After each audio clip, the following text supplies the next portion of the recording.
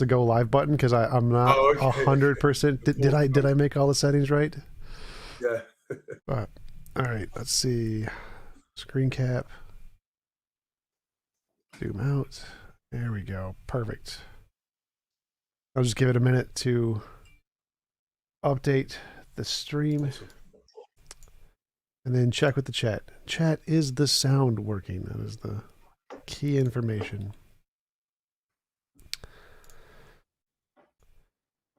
All right, it looks like we are live. So, Dr. Josh, thanks for coming on. Really appreciate you taking the time to have a conversation with me. Would you mind telling us a little bit about yourself before we get started? Awesome. Thank you very much, Tom, for having me. Yeah, so a little bit about myself. I'm a philosopher. I work at the moment as a visiting lecturer at the London School of Theology. So you can tell I'm in the UK. You probably tell from my accent as well. So yeah, I love philosophy, specifically philosophy of religion. So a lot of my research at the moment is looking at sort of, the big questions that philosophers of religion try to tackle. So the existence of God, nature of God, and some philosophical, theological issues like the doctrine of the Trinity, divine simplicity, and other things related to that. Yeah. Awesome. So I saw your interview on Capturing Christianity, and you presented a new argument for God, somewhat related to the ontological argument. Could you tell us more about your argument and what its differences are from the classical ontological? Yeah. So I wouldn't say so much that it's within the family of ontological arguments. I would say it's more related to if people were going to see it as being alike to something, it would probably be more like the contingency arguments that you find in sort of like the cosmological family. But yeah, the argument itself is looking at specific phenomena that metaphysicians, so metaphysicians are just individuals for your audience, just individuals that philosophers who study about the fundamental structure of reality. They try to come up with theories to try and capture what that is. And I'm looking at specifically in that interview, which is based on a paper that I wrote end of last year, which is focusing on two phenomena that metaphysicians sort of affirm and taken on board as being things that are worthy of study. So this idea of fundamentality and this idea of grounding. And so just, yeah, the snapshot idea is that there is a layered structure of reality where reality is not at a flat level, where everything's existing at the same level, but reality is hierarchically structured in that the less fundamental are structured and they are grounded by more fundamental things. So there's sort of a layered view of reality, and things fit within those levels of that layered structure. And so, yeah, so the idea here was trying to account for firstly, the non-fundamental entities that are within each of the levels, and then also the relation that connects them together, so the relation of grounding. And so I was trying to say that given a certain abductive criteria or inductive criteria, we can sort of reason, I believe, to God being the best explanation for these non-fundamental entities existing at any point in time, and also for the relation of grounding. So metaphysicians, I believe, are doing a bit of a disservice where they're saying we need to just stop at the level of, let's say, some metaphysicians will take it to be we have these point-like particles which are the fundamental entities, or the person I interacted with a lot in the paper was Jonathan Schaffer, who would take the universe itself to be the fundamental entity and everything else is derivative and dependent upon the universe. And I believe that actually, given the criteria that's assumed in the argument, that the best, I would say the simplest explanation that leads us to expect the evidence that we do are not these entities, but the entity that we postulate and call God. He's the best explanation for these things. And so we can take this then as evidence in an abductive sense for the existence of God. So you said that was a lot in a short space of time. Hopefully it was fine. Yeah. You said the entities assumed within the argument indicate God. What are these entities that are assumed in the argument? Okay, so as I was saying, there are sort of two I'll call it two phenomena. So two things that I believe require an explanation. The first is why there are any non-fundamental entities rather than none at all. So we have these non-fundamental entities. So if we just sort of paint the picture of reality, where we have, and I use this example in that interview in the paper itself. So we have reality being structured, and we're looking at just some certain things within this structured reality. Let's say we have economical theories. These are things which we debate about, we speak about, we utilize to the better the economy of certain nations. And so these things will say exist, but they don't exist just in and of themselves. They exist in a certain sense because they are grounded by the human mind. And so the human mind is the thing which is providing the grounds for these economical theories to exist. So you get rid of the mind, you get rid of the theories. But then the mind itself, and I'm just taking at all, I'm not arguing for a specific view and philosophy of mind, but just assuming something like physicalism or something like that. But let's say the mind is dependent upon the brain. And so we have the mind existing because it's grounded by the brain. And then the brain existing because it's grounded by the chemical structure of the body of the person who we might be focusing on. And then let's say the chemical structure is grounded on the quarks or whatever physicists might be postulating. So what we have is this structure of reality. And as we are descending down the levels, we seem to be getting to the more fundamental things that exist within reality. And so the phenomena then is, let's say we just, for now, the argument itself doesn't take this as the stopping point. But let's say we took the quarks as being the fundamental entities. All the other things above the quarks, so the economical theories, the mind, the brain, the chemical structure, they are non-fundamental entities, okay, because they are dependent. So to be non-fundamental just means to be grounded. So they are grounded entities. And so you have these entities existing. But then you also have the relation of grounding that ties them together. So the economical theories exist in virtue of the mind. The mind exists in virtue of the brain, and so on and so forth. And so that in virtue of locution picks out a specific relation that we call grounding. And so these entities are existing because of the grounding relation, grounding them and tying them to their grounds. And so there's a phenomena then that I'm putting forward as being something that needs to be explained as well. It's not just the non-fundamental entities at each of the levels, but also the grounding relation as well. Why is this thing existing? So we have non-fundamental entities existing, and we have the grounding relation existing as well. So that's the phenomena. And then taking on a specific criteria, so an inductive criteria that's found in Richard Swinburne's work, but it's sort of, I would say, generally an intuitive criteria. So the criteria is just, there's basically four. Do you mind me running through now, or would you like to jump in with the point?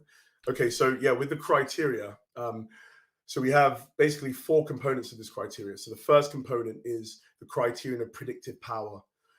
This is the idea that an explanation is true if it leads us to expect the data. It leads us to expect the evidence that we have. But the main thing here, even though it says predictive, it's not talking about finding something that we haven't discovered already. It's about explanation. Is there an explanatory link between our explanation and the thing that we are seeking to explain? So what we have here is, if something fulfills that, then we should expect to find that data if the explanation is true. So that's a criterion of predictive power.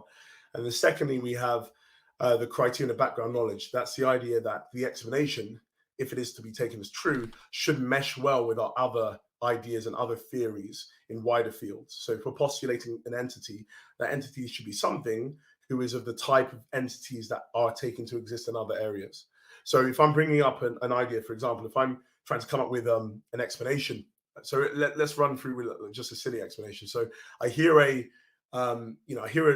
door slam upstairs in my house. Goodness sakes, I'm scared. I get the blanket and say, what's going on? I say, you know what? I need to go and find this out because I'm a little bit worried.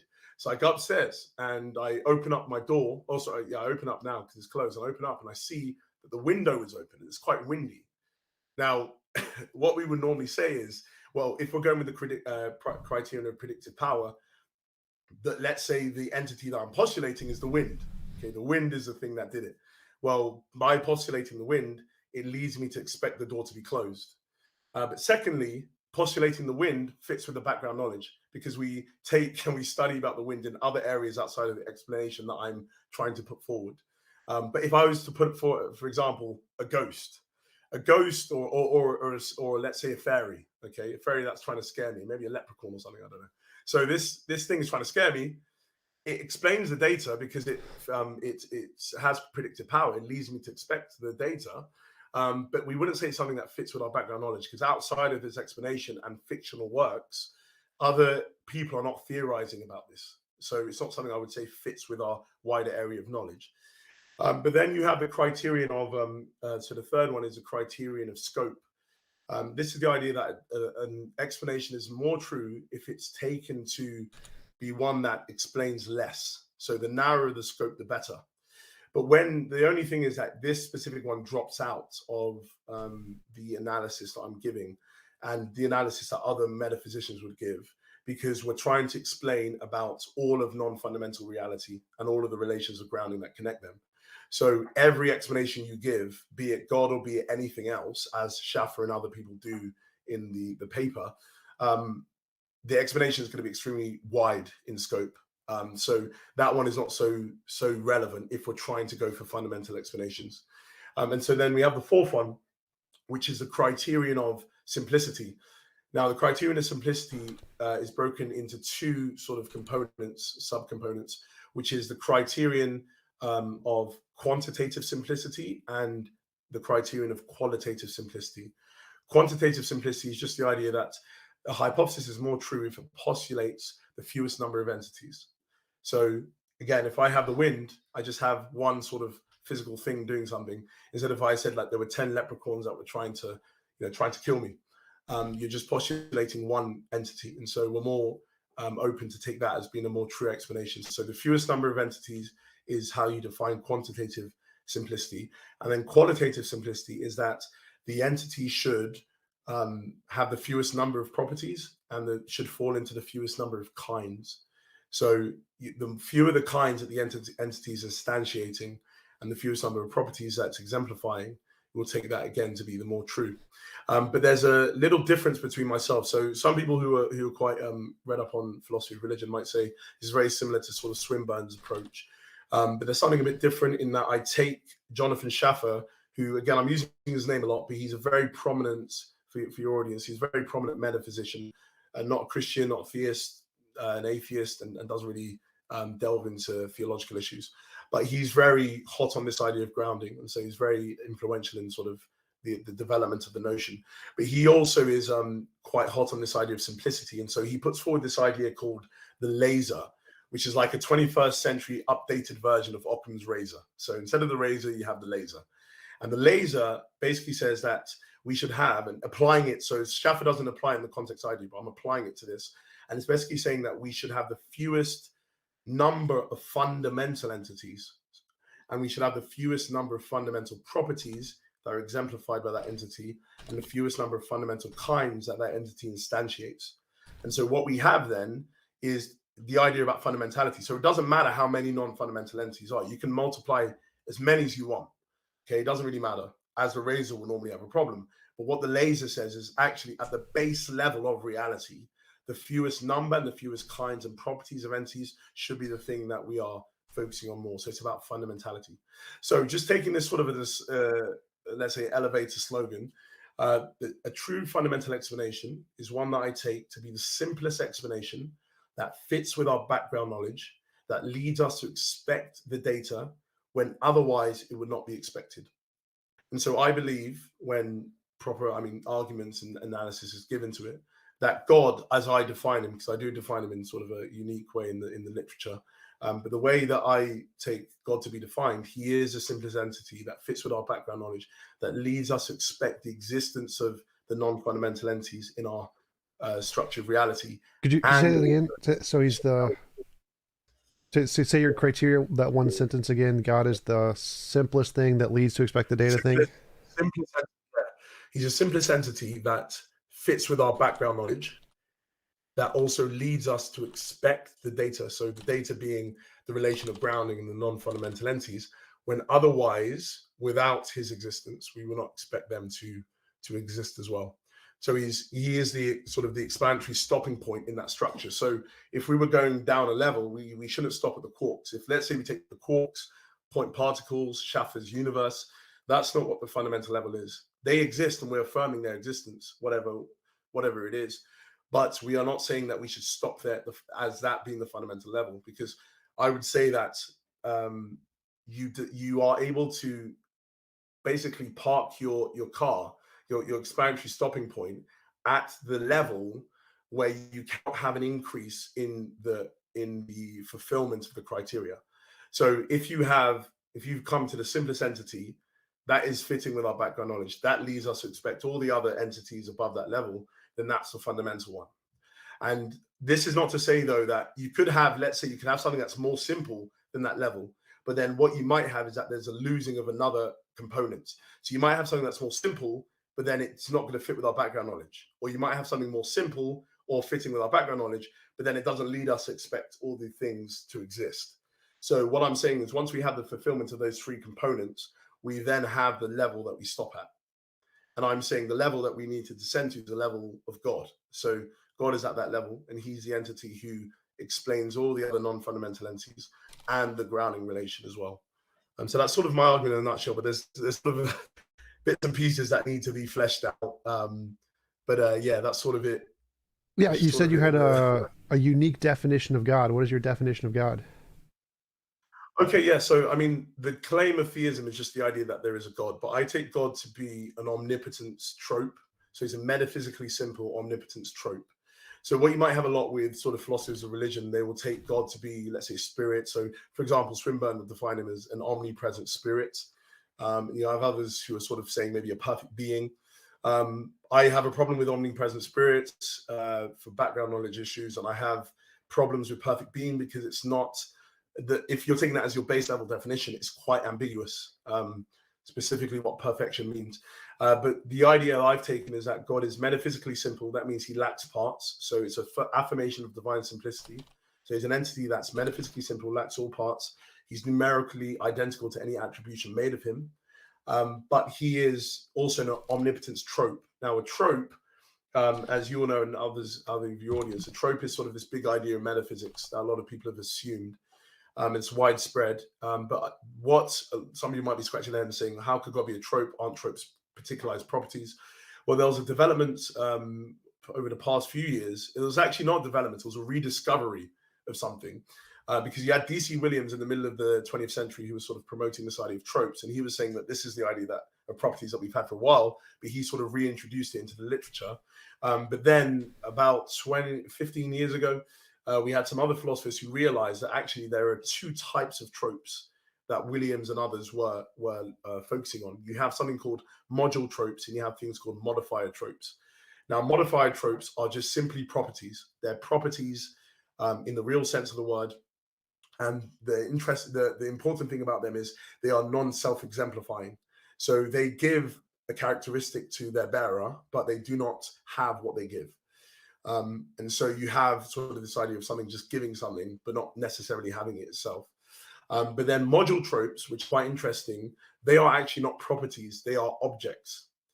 And so when we say that trope and we're talking about module trope as a property, we're sort of using it in an analogical stretch sense of the word, because they sort of fulfill the role of a property in that they give character to something else. But they are not properties, they are objects, and they are self-exemplifying. So they have what they give. They have whatever characteristic that they are giving. So an example of this, of a module trope, would be a hotness trope. So we would say that, for example, if I touch the stove in my house and I burn myself, oh my goodness, I've burnt myself. Now, why I've burnt myself and why I've burnt myself is because there's this module trope. Let's say we're taking trope theoretic sort of theory on board. There's these module tropes that are compressing together and they've made up this stove. But you have size, you have color, you have all these things that make the trope what it is and give it its character. But then you also have a hotness thing as well. Which is this idea that the character of hotness is had by the hotness trope. So the other tropes might be modified tropes in that they give. So for example, a color trope might give what it doesn't have. It might not be colored itself. So a redness trope might not be red. Let's say my stove is red. Let's say I like red and it's red. It might not be red, but a hotness trope is hot. And that's why I'm burning myself. And so the interesting thing about module tropes is that they can stand in causal relations, but modified tropes cannot. So they're causally inert, but module tropes are causally active. So taking this idea on board, then I say, okay, there is this idea, module trope, object, self-exemplifying.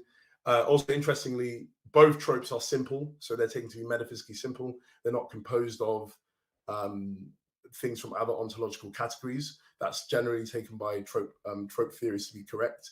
And then also it can stand in causal relations.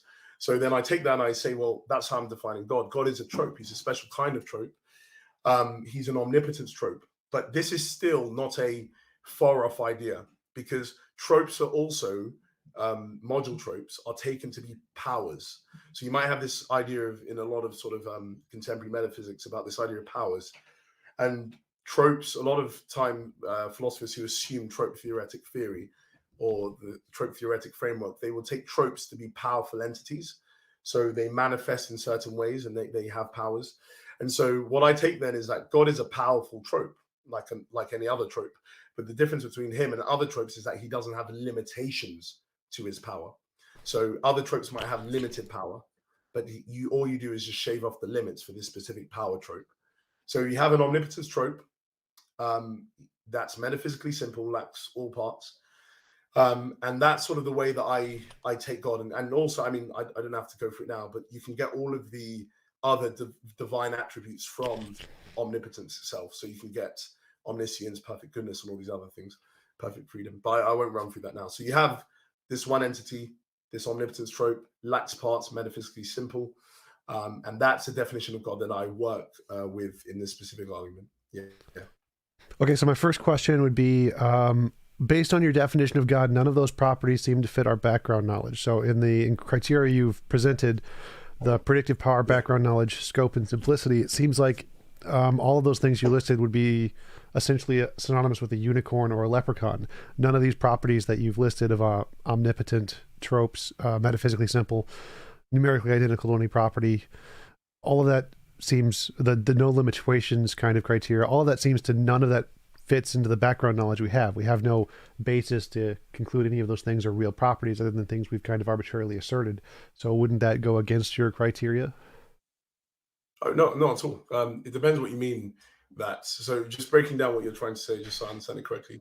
So you're saying the trope idea or the omnipotence trope idea doesn't fit with our background knowledge. Is that what you're saying? Or, Yes, to me it seems synonymous with saying leprechaun or a unicorn or fairies. why would it be synonymous to that? Because I don't see any background knowledge for any of these properties. All these properties seem to have no basis in reality. Like I'd say properties that do would be spin, charge, mass, etc. Those seem to be properties that have a solid background knowledge.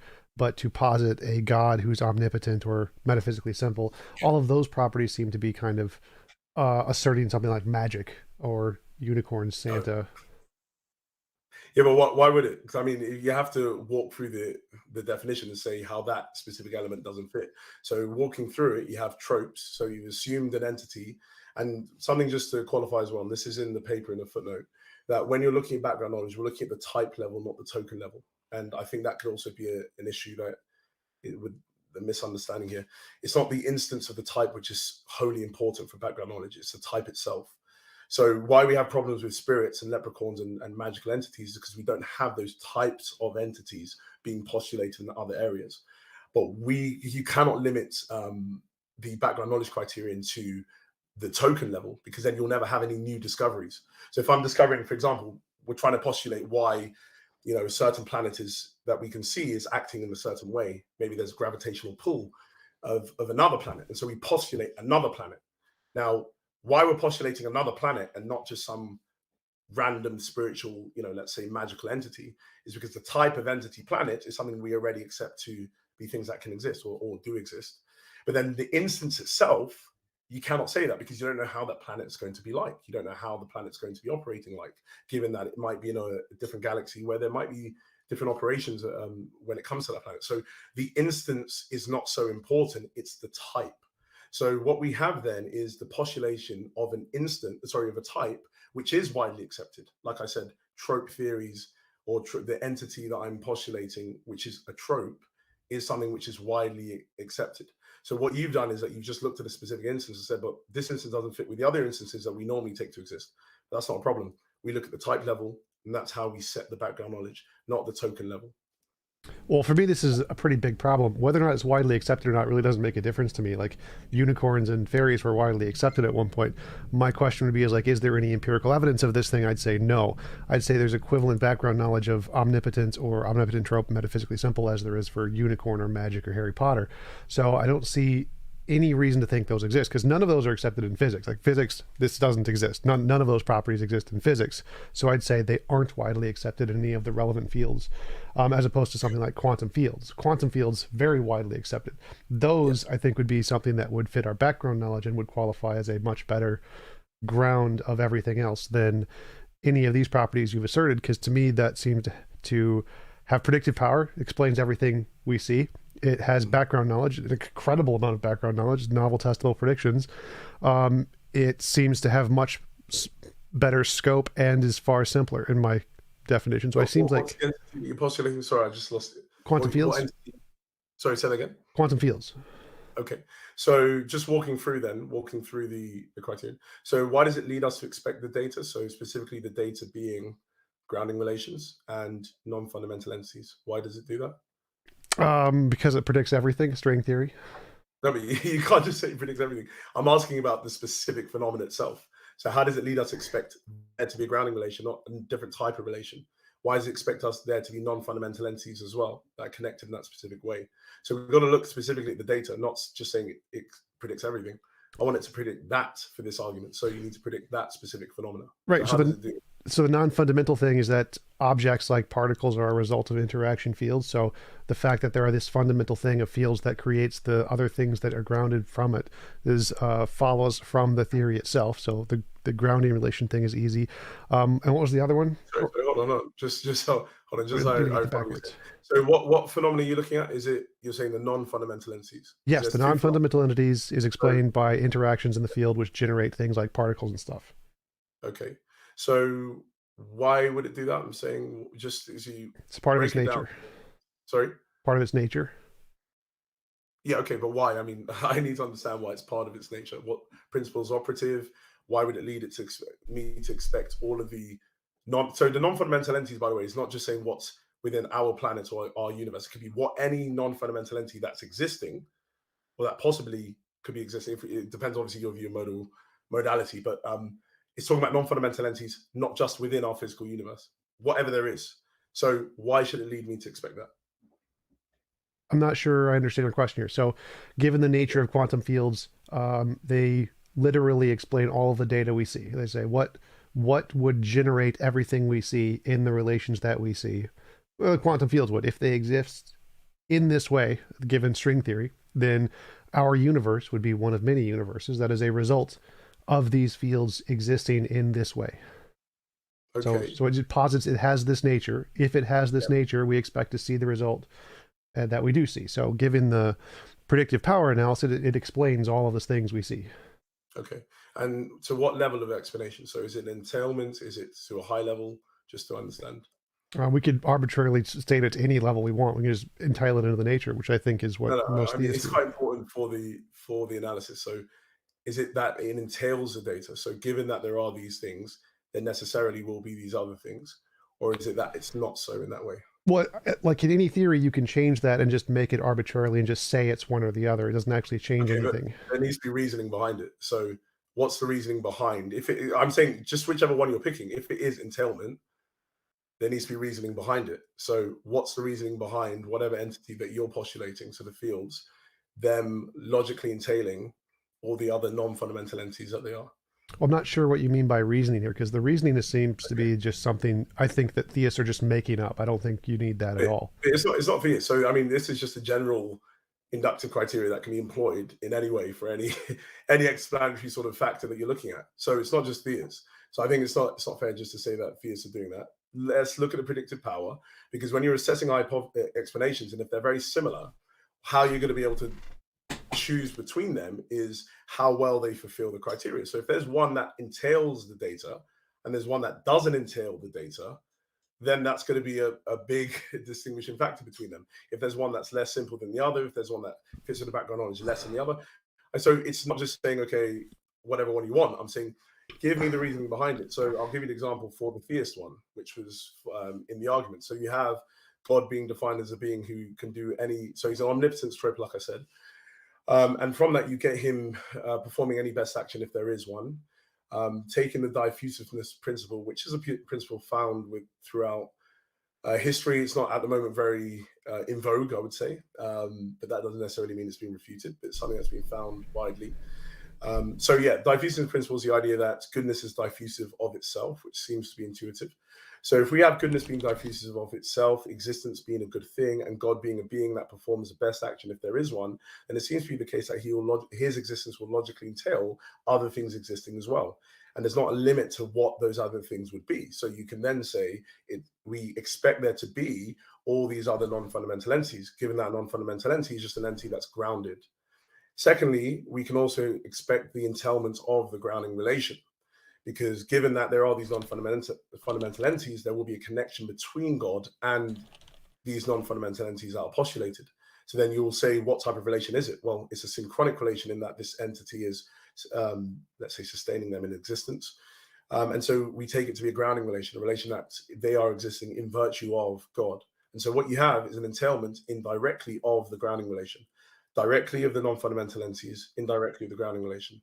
So I'm saying there's reasoning behind it. So I would like you just to provide me the reasoning behind, why these quantum fields or the fields you were speaking about entail the non-fundamental entities and entail the relation of grounding rather than any other relation.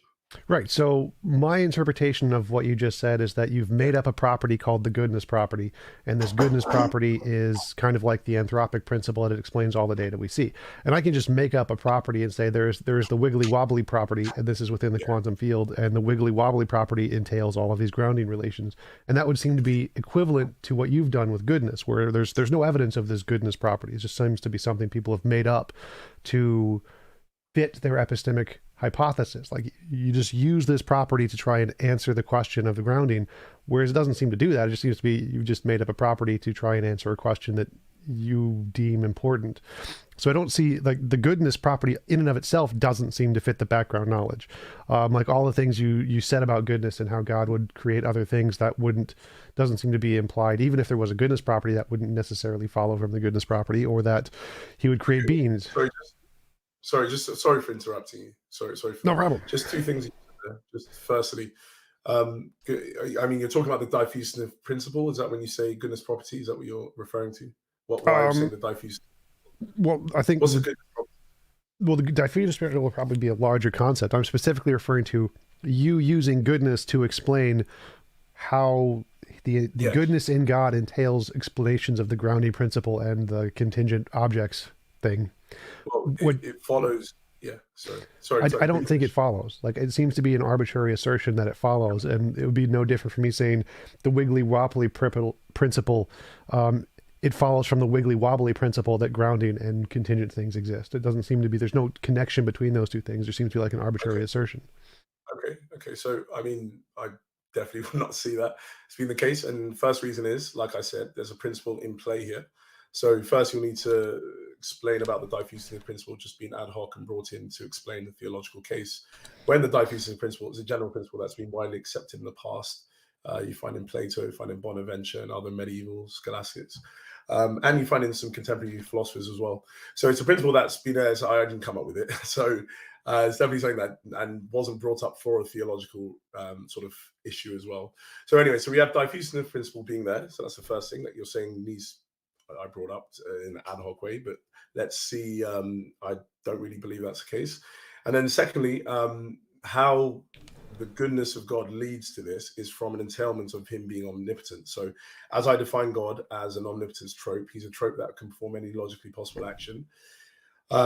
Being omnipotent entails that you would do the best action, because what you have is that you have an entity that's omnipotent would be perfectly free. Perfectly free means you don't have any causally effective influences on your decision making. So, for example, if I'm looking at two things and I want to eat, I mean, the sweet tooth for myself is going to say I want that chocolate cake in front of me, but the health kick in me that I may be on is going to say actually you need the Brussels sprouts. Now, what would reason decide? Well, reason, we would say, prioritizing things in my life would say preservation of my life, furthering of my physical health is better. So reason will decide that I should go and choose the Brussels sprouts. But the causal influence in me, which I would deem to be my desires, would say, no, but I really want this cake. And then I'll go and eat the cake. So entities like ourselves are free in a certain sense, but we are also limited because we have causal influences that are effective in sort of pushing us away from what reason dictates. Being omnipotent, however, performing any logically possible action, you will not have that constraint upon your choices. So any choice that you make would be a choice that is guided by reason alone. And so what that means then is that you'll perform the best action if there is one. Given that you're also omnipotent, you would know of all the truth value of every proposition in the past and in the present. Not necessarily saying you'll know of every true proposition in the future, because there might not be ones. But you'll know of every true proposition in the past and in the present, because in order for you to perform an action, you will need to know what occurred in the past and what's currently occurring at this moment. So what you will then have is that it will know the truth value of propositional statements. And so it will know what is the best action. We don't know what the best action is all the time. That's why sometimes, again, even though we're guided by reason, we end up doing the wrong thing when we should be doing the right thing.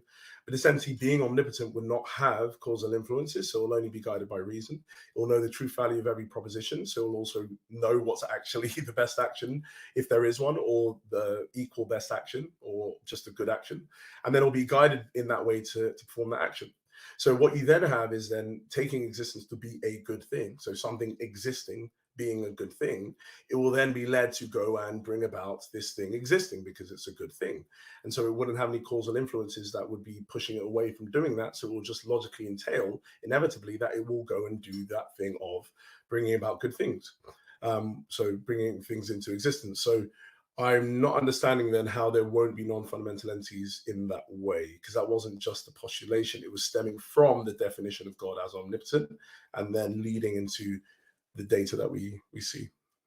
I don't see how that's not a postulation, because it seems like you've made up this criteria of omnipotent and you have entailments that it also entails omniscience and omnibenevolence in some sense, not literally. But I would say that that's no different from me saying I define the quantum field as having the wibbly wobbly principle, which entails the goobly woobly principle. And so it seems like if I just entail all these new made up definitions that don't have any evidence, I can add definitionally into these new properties that they explain the data or whatever, but that doesn't make it evidence. That doesn't make it actually count as a good explanation. It just means I've added in a new property which I've made up and has no evidence for, to literally just define it as an explanation of the data, which seems to be, from my perspective, what you've done. I don't see any reason to accept omnipotence as a thing. That seems to not fit our background knowledge. Again, I don't see the goodness. I don't see goodness, how that fits into our background knowledge. I don't see any evidence of that anywhere in physics or anything. Quantum fields, spin, charge, mass, I see all of those things have a significant amount of evidence that qualifies as meeting the criteria of being background knowledge. But I don't see anything that makes omnipotence or goodness. I didn't critique the diffuseness principle. I didn't object to that. Just the property of goodness being something that you could apply the diffuseness principle to get an explanation of grounding and contingent things. That seems to be arbitrary. It seems like me saying you can define the wibbly wobbly principle as explaining grounding and contingent things. It seems like you can arbitrarily assert it and just apply the diffuseness principle to it because you've given it in the definition. But that doesn't mean it actually follows. It just means you've made up a definition. So again, I'm not seeing how either goodness or omnipotence has any evidence that would make it fit the background knowledge criterion that you provided. It doesn't seem to have any background knowledge. Like, I don't. So I mean, the problem I'm sort of seeing is that you're limiting background knowledge to the area of physics, when I don't see there should be any reason to do that. How so? Because we're looking at the metaphysical data. So if we're looking at metaphysical data, shouldn't we take into account other things in the field of metaphysics, and then we look at other neighboring fields outside of metaphysics? How do you establish what is background knowledge and what isn't? Like, for example, I assume you wouldn't think anything we come up with a definition for wouldn't necessarily qualify as background knowledge. Like, you could come up with a definition of leprechaun that wouldn't count as background knowledge. So how do we differentiate things? No, I mean, yeah. So obviously the limit of background knowledge is difficult itself to sort of say this is where we can demarcate the line. But I think it's quite plausible to say, well, start first with what field are you taking data from? Well, you're taking it from metaphysics. So let's first look at the other theories that are taken to be true in the field of metaphysics, see if it meshes with those. And then if there's a additional element to it, you can then take other fields in let's say physics or other things like that. But I would say that's actually how people should be operating. So even giving a card to the atheist, I would say when we're looking at physical data, so it could be, let's say, a cosmological argument, we would say, let's first look at the background knowledge in physics, because that's the data that we're looking at. We're looking at something that's accounted for in physics. So then we're going to look at the things, the other theories that are found in the physical, the field of physics, and then we're going to, maybe if they're important or relevant to the activity of explanation, we will then look at other fields that might have some relevance. But I'm not understanding why you've located at the beginning point background knowledge being at physics when we're looking at the metaphysical data. So I brought to you two things that studied by metaphysicians: fundamentality and grounding. So why are we saying background knowledge is found there in physics when we can look at metaphysics and see tropes to be things that are, because anyway, I mean, physicists aren't postulating tropes. Metaphysicians are doing that, and they're doing it widely, and they're applying it to physical theories. So it's something that's widely accepted in metaphysics. Because then, if we're operating with the same sort of limited amount of background knowledge that you are doing, or stringent sort of limit to just the area of physics, then you're not going to do a lot of metaphysics, which a lot of philosophers say we can do metaphysics, because they're not first saying, well, we're postulating something that we find in physics, and then we can then say, sort of, how does it work in our metaphysical theories? That they're postulating things that are at the fundamental structure of reality, which physics doesn't study. So we're looking at the fundamental structure of reality at a general level, not just at the physical level, but at the general level, what's fundamental. And then we're trying to postulate the best theories that account for this within the field of metaphysics. So I'm not understanding why you've taken background knowledge to be, again, focused on physics rather than metaphysics. Well, I think science does have to do with metaphysics. I'm a scientific realist, like most scientists and most philosophers, so I think science does tell us about metaphysics. I think it is a more accurate definition of metaphysics than literally anything else we can come up with. I think so. I don't understand what other things would count as background knowledge at an equal or greater level than science. To me, that seems like the best thing to use as our standard as background knowledge. And I don't understand why we would accept anything else. Everything else, especially in like philosophy, seems more speculative, more just like wibbly wobbly principles and goodness principles, just stuff we're just kind of making up. I don't understand why that would be taken as something we should accept as background knowledge, because we could just have alternative theories of metaphysics. Why would those be any greater or lesser count as background knowledge? Because it seems like we could just make up any theory we wanted as long as it had some grounded in previous philosophers, and then we could just count that as background knowledge. It seems rather arbitrary, whereas science at least has a criterion of differentiating the real things versus the imaginary things, where I don't see that in metaphysics or previous philosophical works. It just seems kind of just a la carte, make up what you want, grounded in Platonic realism, if you want. Okay, it's fine. That counts as background knowledge because Plato did it, kind of thing. I don't think that's a really good criterion. So why should we, in your view, accept anything beyond the scientific scope? So, I mean, I don't think metaphysicians operate in that way. So you won't find a lot of Platonists in sort of the contemporary field of metaphysics. But my problem I will have with what you're saying is, yeah, science can have some um, say in the field of metaphysics, but at the end of the day, it's not identical to the field of metaphysics as data which is not studied by the natural sciences. So, for example, the grounding relation, that is not something that's postulated by physicists. However, it's widely accepted by prominent metaphysicians that this is a relation that's, number one, worthy of study. Number two, seems to exist because it plays a part in metaphysical explanation. So the same way that causation, and I don't think we'll be saying causation doesn't exist in some sense, but causal laws, and let's say the laws of physics, they operate because in the fields of physics, and we take them to be things that are true because they play a part in causal explanation. The metaphysical laws and the grounding relation plays a part in metaphysical explanation.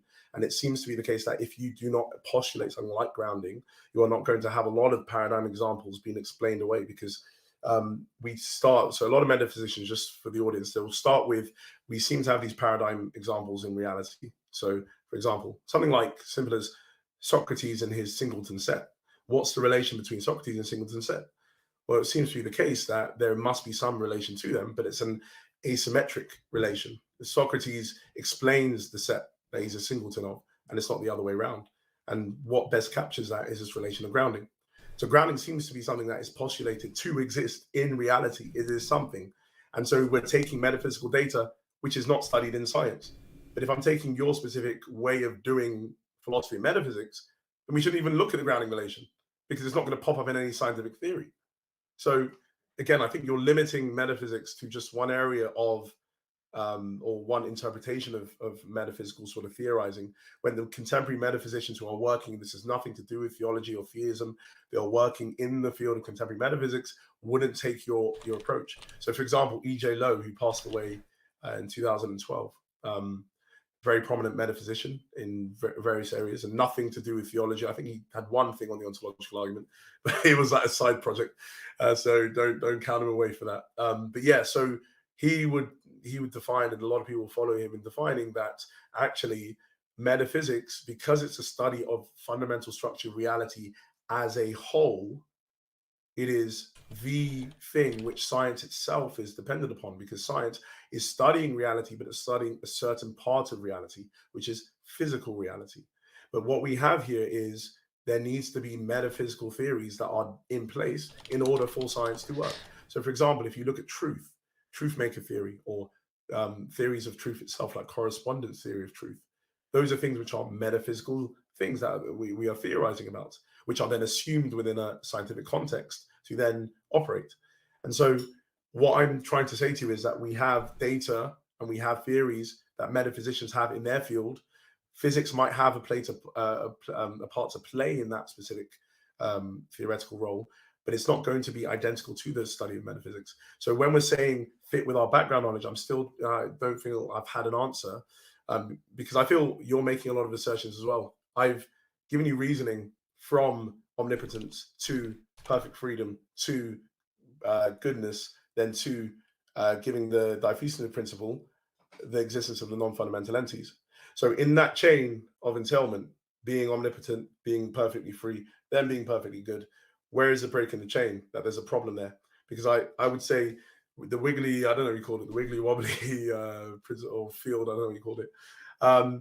Again, that's something that anyone can postulate, because something to say as well, and I think there was an erroneous reasoning in your part, was that you were doing a posteriori work at the explanation forming phase.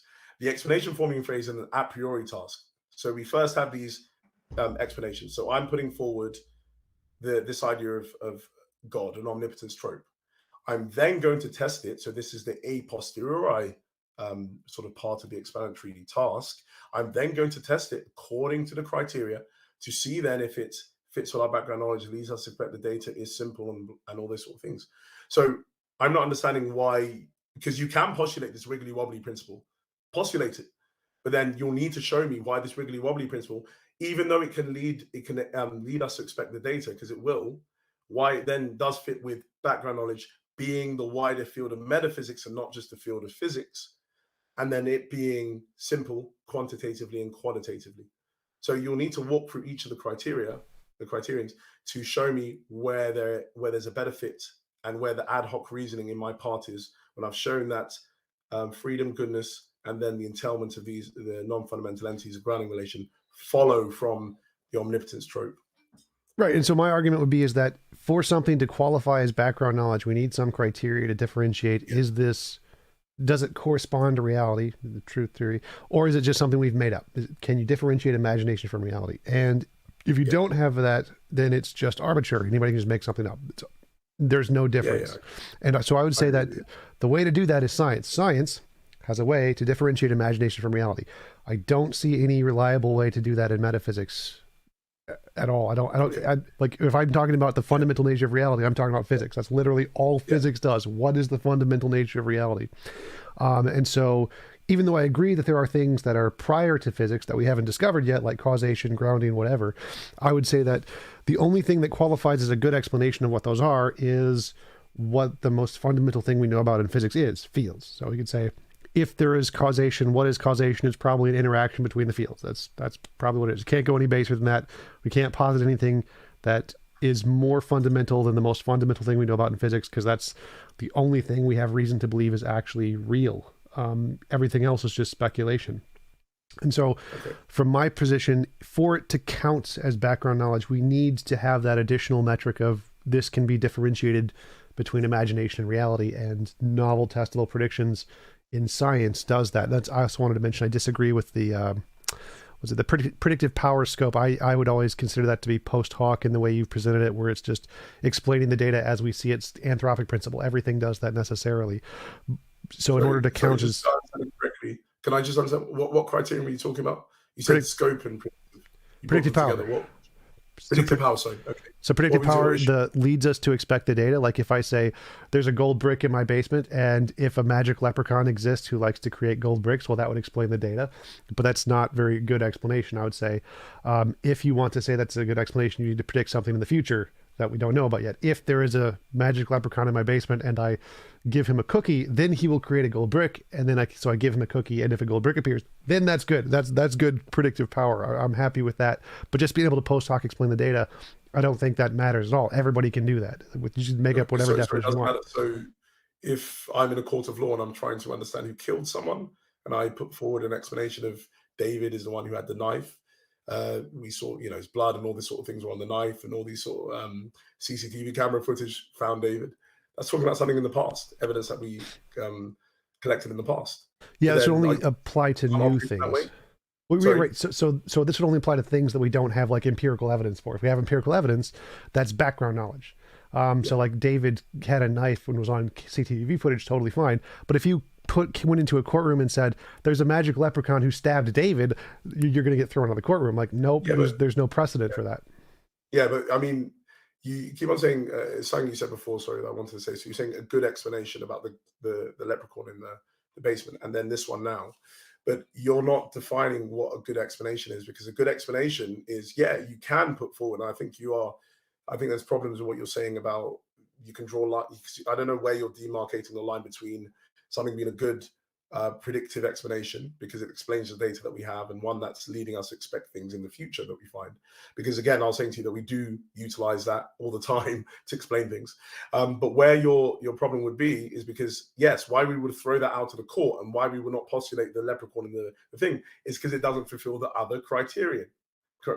So it doesn't fit with background knowledge saying there's a leprechaun. That's why you're throwing out this specific individual as being a plausible type of entity, or it could be about simplicity or something like that. So that's the issue, but you haven't shown me, and I'm still saying again, you haven't given me reasoning why I should say limit it to physics, because you're saying it does things that are like, it postulates things that are real.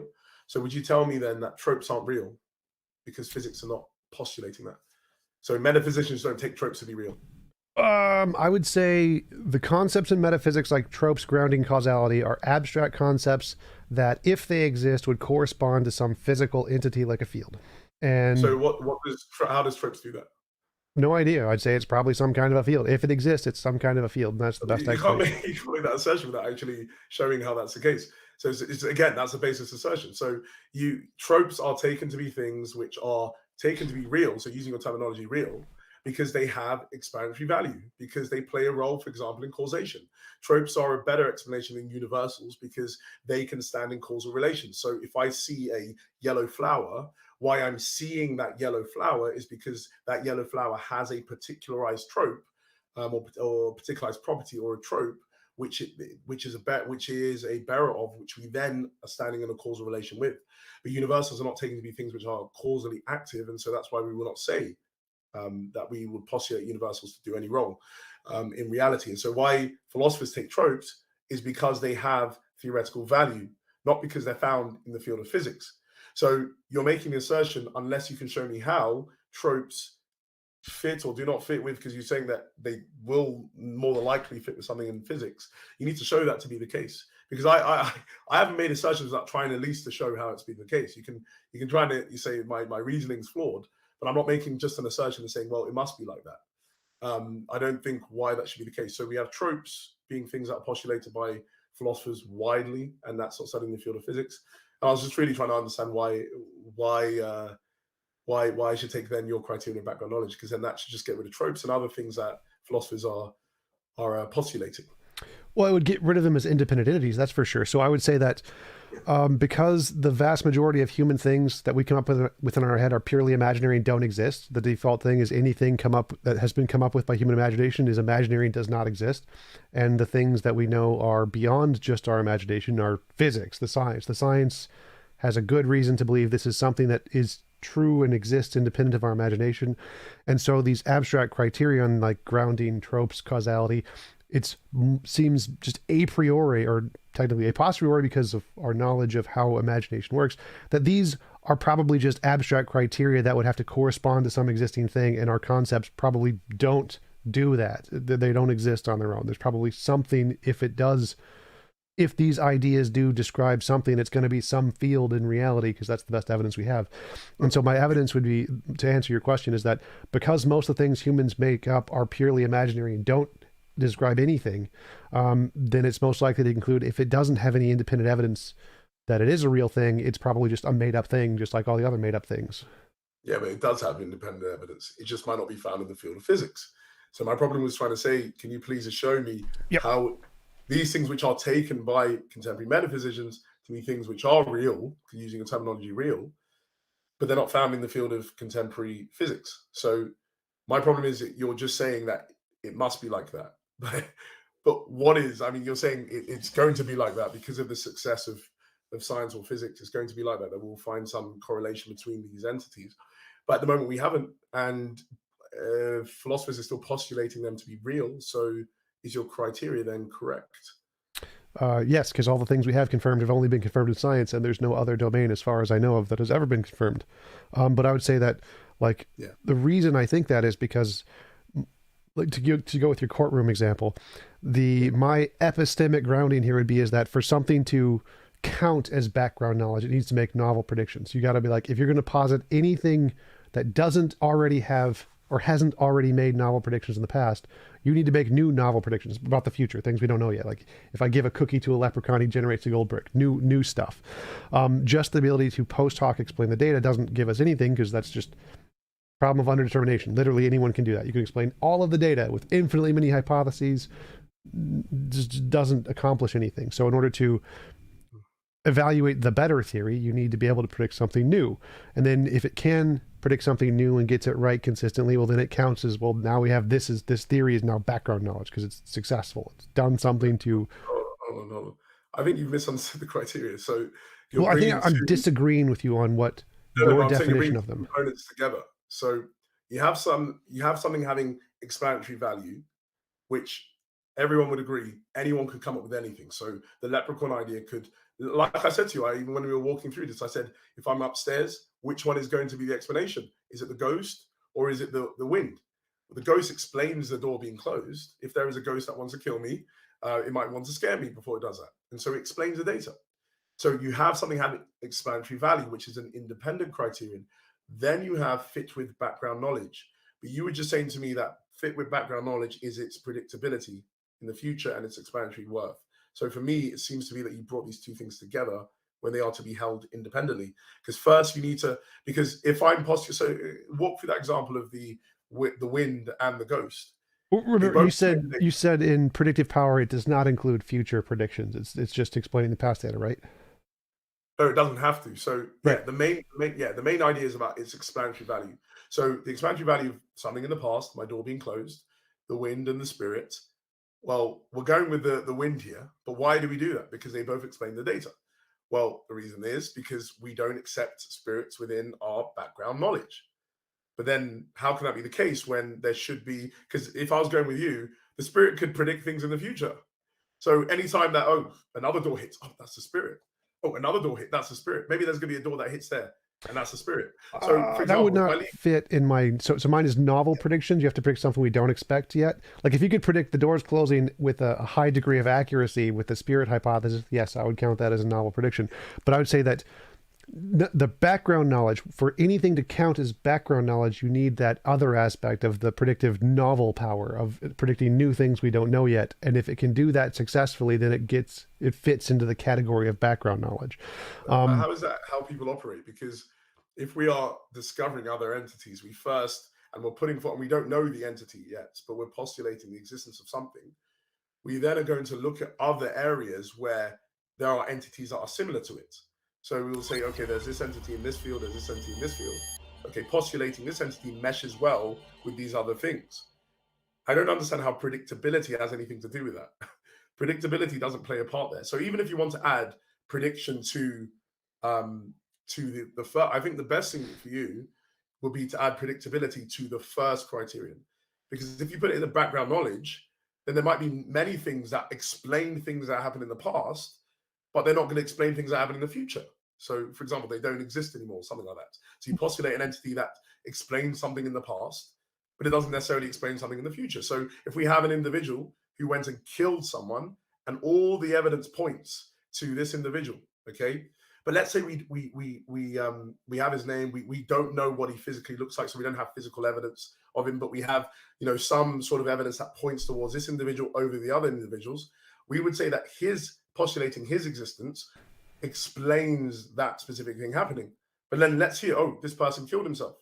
So that means he's not going to then do anything in the future that we can predict. So then, should we postulate that thing or not? Yeah, because we're not gonna have background knowledge. It's because it's the types versus, I forget what the other term was. If we have the type of human being and he was in the past, then yeah, that's background knowledge. You come back to my place then. That's exactly what I said. Right. So I don't disagree with all of the terminologies, but there are many that seem to be pretty obviously wrong. Like I agree that. Sorry for interrupting. I really don't want to be doing that. Sorry about that.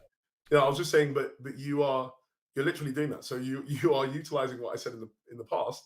That what we would say, yes, why we take this entity instead of some boogie monster doing it is because the type of entity that's postulated, human being, is something which we regularly take to exist in other areas of knowledge outside of this case that we're looking at. And so what I'm saying to you then is not to do with predictability, it's type fitting. Well, no, I'm saying that the type of human being has successful novel predictions that have been made, and so the type of human being fits background knowledge.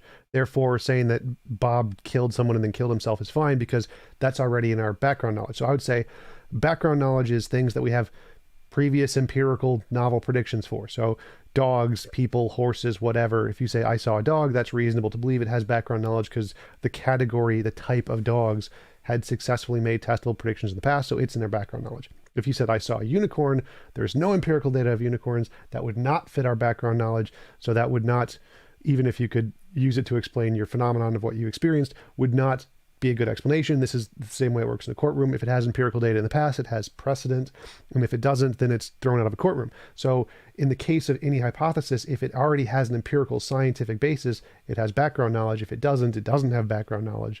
And so even if you can make up a hypothetical way to explain the data, like leprechauns, gods, whatever, none of that fits our background knowledge until you can make it get novel testable predictions.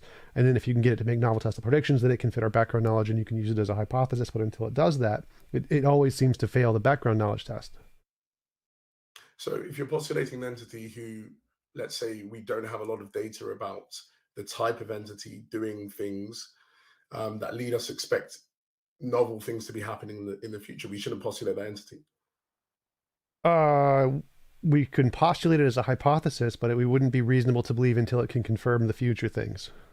No, but can we take it as a working hypothesis?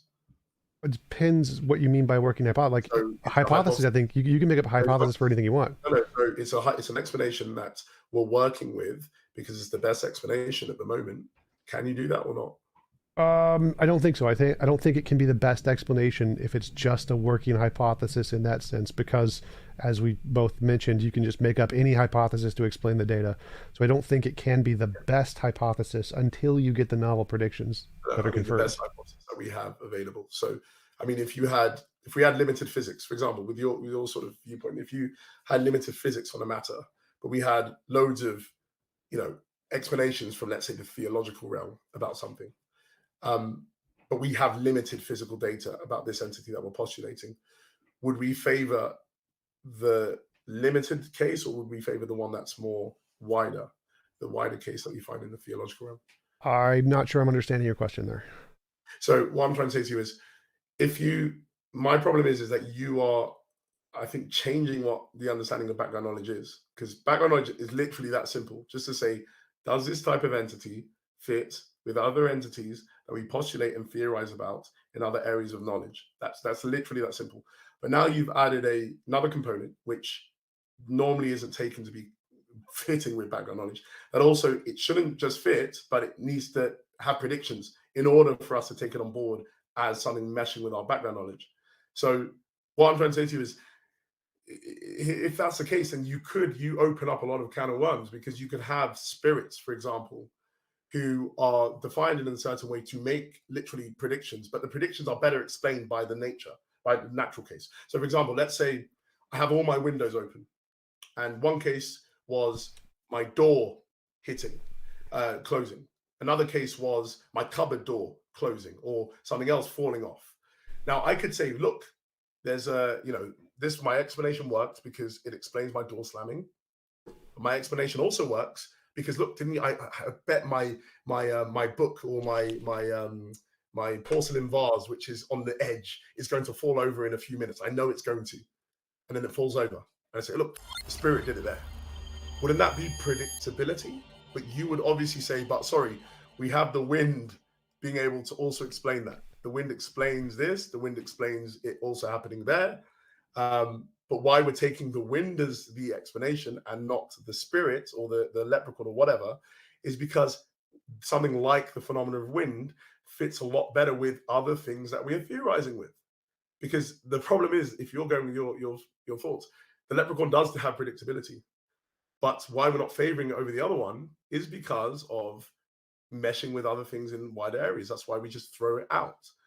And that's why you'll normally throw out an explanation where someone just gives a dragon or something like that. It doesn't fit with the type of entities that we take to exist, even though it could have explanatory value and even have some form of predictability.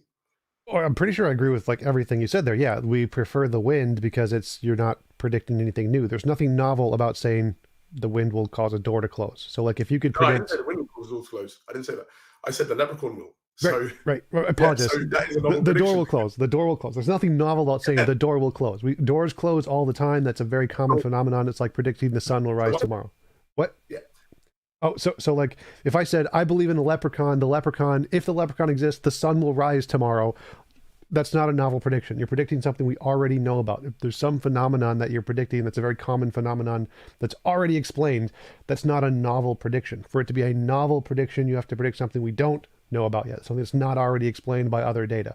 So like if I said, I have a magical leprechaun friend and he will close all of the doors in my house on command, and I can give him a command and he'll close the door, and it happens every time with a high level of reliability, that would be good evidence of a leprechaun. That's okay, fine. That I can't explain that by the wind. The wind doesn't seem to follow your commands. That would be good evidence of a leprechaun. Just the doors closing would not be, because wind could already explain that. But if you have a novel prediction of some new phenomenon that we don't know what caused yet, and you can accurately predict the future of when and how this phenomenon occurs, that would be evidence of spirits or leprechauns or whatever. I'm totally happy to admit that. I'm happy to say, if you can make novel predictions and have a hypothesis of God or leprechauns or fairies, and it works to explain the future data that we can't explain yet, you have more evidence for your hypothesis than anybody else does.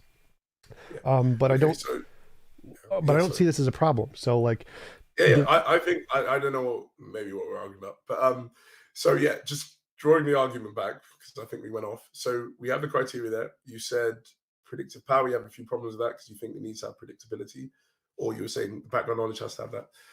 And then we have simplicity as well. So just going back to then the phenomena that's under analysis. So I was saying to you fundamental entities and grounding relation. You were saying to me quantum field or something like that. You were saying that is the explanation. So I was trying to just say, please, can you tell me first? Because at the end of the day, I'm not talking about data that is going to occur. I'm talking about data that does exist now. So going with the first criterion of explaining the data, how does it do that, please? And can it do that? And this is my original question. Can it do that to a level of necessity, in that it necessitates these things? Just as the first thing. You could say yes, and that's not a problem. But just I'd like to understand why it's the case. I'm not sure what you mean by why here. I can just say that it's a fundamental part of its nature that it would necessarily create everything we see. Yeah, but why would it be that? That's what fundamental part of its nature? I don't understand. Yeah, I mean, why would you take that as a fundamental part of its nature that does all the things that certainly create? By definition, I'm just going to say it's by definition. Yeah, hold on. So, I mean, again, you're using the term create. Well, you're using the term create. That needs to be specified what you mean, because there are different relations that could be part of that. So, why would it be a grounding relation? That's a synchronic relation where things are existing in the here and now. Why would it be that relation and not a diachronic relation? So, a relation that operates over time. So, there's existing, and then over time, it brings about this thing. over time brings about this thing, over time brings about this thing. Why would it be a synchronic relation, not diachronic relation? Well, the time thing, I think space and time are emergent from field, so I wouldn't think it's. No, I no, I think don't have it's. a problem with it doing that. I'm just saying, why would you choose synchronic relation over diachronic? Or I could Why just would it pick it definitionally and say I'm going to pick this one. Like I don't see why. Like, hold on. well, So I'm apologize. Just to clarify, I'm trying to mirror your position. So it seems to me that what you've done is you just arbitrarily defined it this way, and you can do that with any position. So I don't see any problem with me saying I can arbitrarily define my hypothesis, whatever it may be, with the same definition. I don't see why we could yeah, test which one is more likely to correspond to the, what did you call it? Not the diachronic, or the other one? so synchronic relation. Synchronic. Like it seems like we could just apply synchronic to any hypothesis we want. We're just going to say it's synchronic, and then they all have equal qualifications to count as synchronic as the God hypothesis. I don't see any reason why quantum fields would be less plausible to be able to be called synchronic than a God would. It just seems like we could just defining whatever we want in that way. Yeah. Oh, well, I don't think it was analogous what you were saying. So, because I postulated the definition of God as this specific entity that would do these specific things, then independently of that, there's a working principle. And independently of that, there's an assumption which can be counted, but the assumption that existence is a good thing. So, given these three things, the definition of God is a being that would do good things if there is one. The diffusive principle saying that goodness of itself would be diffusive. And then the third thing, existence being a good thing, you just have them all together leading to there being these entities that exist in this way. So there is definition and two independent things. Now, I want you, if you're saying it's analogous to what you're saying, definition and then two working things that lead to these synchronic relations, so grounding and non-fundamental entities. Okay, definition is the definition of a quantum field, whatever definition you want to come up with, which has a synchronic relationship or whatever, and has the, I don't know what you mean by working principle. The assumption, it's an assumption. I can just make up the assumption that it has this nature or whatever. So would you like to clarify what you mean? Diffusive principle. So I'll say the working principle. So definition, just understand. So definition, God, omnipotence, trope, does good things. Then you have working principle, diffusive principle. And then you have existence, so a third thing, which is an assumption that existence is a good thing. So these three things lead to the relation and the entities existing. So I'm saying if you're saying you're mirroring this, you need to do the same thing. What is because if I define God as an entity who brings about grounding, or entity that brings about non-fundamental entities, then it will be doing what you're saying, but that's not what happened. There are three things working together. So if you can allow me to understand that, so you have definition and say quantum field, whatever that is, and then you have these two other things or whatever that leads to relation of grounding. So grounding relation specifically, and also the non-fundamental entities. Yep. Could you explain what does the diffuseness principle accomplish in this hypothesis? Just to. Sorry. What your working principle of diffuseness? What does that do? What does that add? So it just means if something's good, if something's taken to be good, then it's going to bring about other good things. So if you don't have that, so let's say you get rid of that principle. Then can you say that one more time? If something is good, it will bring about more good things. Goodness is diffusive of itself. So if something is good, then it will diffuse that goodness in certain ways. Okay, it will just manifest goodness.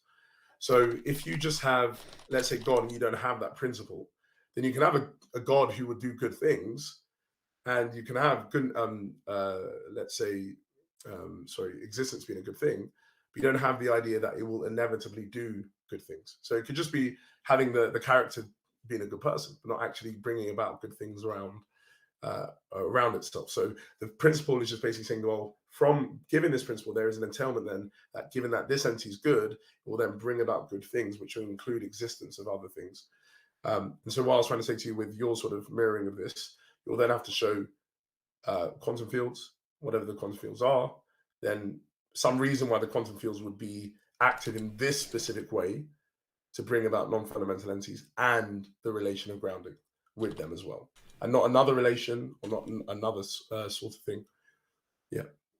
Okay, so it seems like basic modus ponens. God is good. If something is good, it will diffuse. Existence is good. Therefore, if it will diffuse into goodness or something like that. So I'd say that the definition of the quantum field is it has the wibbly wobbly principle. My working principle is the potato diffuseness principle, in which something is wibbly wobbly, it will diffuse itself, and existence is wibbly wobbly. Therefore, the wibbly wobbly principle will diffuse itself into the existence. Yeah, Tom, that can't be serious. Well, I don't see any difference between what you did and what I just said. Why you see it's different is because, let's say we just go with your principle. Who has postulated that principle outside of you and outside of this context? Why does that matter? What we know of. So the potato, whatever principle is, it comes from Tom. But this is a principle which is assumed to be working by philosophers. And so it's something which is taken on board independently of this specific context. Clarifying question. Does the diffuseness principle only apply to goodness? I don't know much about it. What? Yeah, generally it's taken to be the idea that the nature of goodness is just that it's diffusive, that it just brings about the good things. I mean, it seems to be a bit evident. I mean, if you're a good person, you're not going around, punching old ladies and things like that. It seems to be that you're helping old ladies and doing things like that. So it seems to be like when you are good or whatever is good, it just seems to manifest good in other ways. So, okay, well, I would say that's it seems quite arbitrary to me. Like I don't see any evidence for that being an actual thing, and so I would say that from my perspective, I don't think the fact that other philosophers in the past like this principle is more evidence of this than the wibbly wobbly potato principle. Yeah, because number one, I think there's an error. It's an a priori principle, so I don't know why you would say there is evidence that needs to be grounding it before it can be taken on board. Well, if it's an a priori principle, couldn't you just posit any a priori principle? Why would one be better than the other? Yeah, sorry. So it's postulated in an a priori sense, and then you can go and see if it's outworking in certain areas. And it seems to be the case that goodness is something that does diffuse itself. So what I'm saying to you is you postulated your wibbly wobbly potato principle, okay, a priori, you just came up with it. And then let's go and see if it's actually something that's taken to actually be manifest in a certain way that it is outside of our context of dialogue. So outside of me speaking to you about grounding, is the diffusion principle something that's taken to operate? Yes. Is your principle of wibbly wobbly taken to operate outside of our context of dialogue here? No.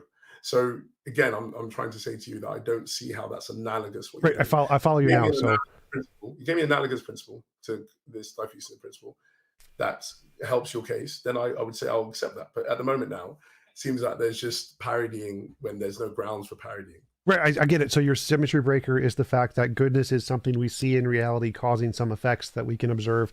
Therefore, it's more reasonable than the wibbly wobbly principle. I don't see that. I don't see any evidence of goodness anywhere in the universe. Like it seems to be more like a word we apply to things humans do because of our feelings, to take the subjective morality route. That seems to be more plausible than that the goodness diffuseness principle is a real thing. I don't see why we would think that the goodness diffuseness principle was a real thing. And secondly, even if it was, like I'm a moral realist, so I like morality. I don't see why we would need to posit it in the nature of a God. It just seems kind of arbitrary. No, but I'm not postulating it in the nature of God. I'm postulating it as a principle that's just assumed to be working. And then given that God has this specific nature of being good, it will lead then to this specific result, given this principle. So it's not part of the nature of God, this principle. That's what I'm trying to say to you. So you have this principle. I think you said in his definition was goodness was entailed in the omnipotent, he'll do perfectly good things or something. Sorry? You said like in the definition of God, he is, in the definition of omnipotence, it entails he will do good things or something along those lines, perfectly good things. So yeah, so he'll do the best action if there is one, equal best action if there.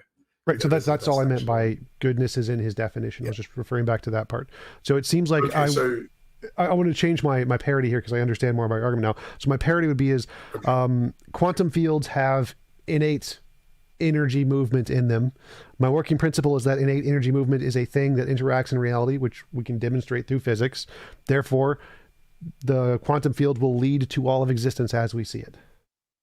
Okay, and why would they be grounding these things? Which part of that is your new argument? Because I don't see the grounding thing anywhere in the definition of working principle. I said that well, firstly, to be non-fundamentals, to be grounded. So that's the first thing. Secondly, there'll be a grounding relation that connects these entities. So why should then this principle and this entity you postulated lead to there being grounded entities and a relation of grounding that connects them? Could you work that into the part I'm supposed to be mirroring? Because the parts you said I'm supposed to mirror are the Sorry, definition. I didn't get that last bit. Sorry, Yes. So, stop. can you try to work that into what I'm supposed to be mirroring? Because you said that the things I'm supposed to Yeah. mirror are the definition, the working principle, and the assumption. So I have a definition, I have a working principle and I have an assumption. What else do I need to mirror here? Like, or could you put grounding into your argument so I can figure out how to mirror it? Yeah, no, I mean, so when you were saying that last bit that you said, it will then lead to all these other things that we see. So if it's going to have any relevance to the specific phenomena, so you can bring this principle if you want and bring the entity. If it's going to have relevance to the phenomena, it needs to explain that specific phenomena. So why there are grounded entities, not just caused entities, and why there is a grounding relation and not just a causal relation or some other type of relation between them. So why would it be that? Where does that fit into your argument so your argument has three parts: definition, working principle, assumption. I can mirror those things. Where does that grounding thing fit into your argument? So I mean, it's taken once you have the definition, you have the principle, then it leads to this specific way, this specific phenomena. So what I was trying to say to you is, if you can then show me how that leads to that specific phenomena. So let's say taking on board this principle, then taking on board your entity, how does it lead to the specific phenomena? It's in the definition. So in the definition of the quantum field, it has this principle, and this principle leads to the assumption of the existence of good or whatever. No, sorry, I don't think you answered. So I'm saying the phenomena that we're looking at, okay, the phenomena that we're trying to explain is why are there non-fundamental entities? That means entities that are grounded. So why are they grounded entities, and why is there a grounding relation that connects them?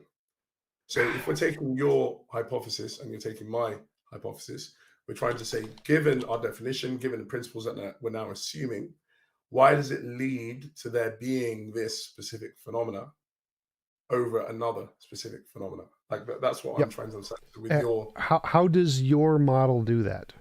Sorry. How does your model answer that question? Okay. You have this entities. What? Yeah, we broke up for a second there. Go ahead. Can you hear me? Yeah, I can hear you. Sorry, I thought I lost you. Did you hear what I said? Sorry. Or, Yep. Yeah, start over. So how does your model explain the grounding relations thing? Yeah. So you have omnipotence trope. You then have this trope given diffusiveness principle entailing there being some entities.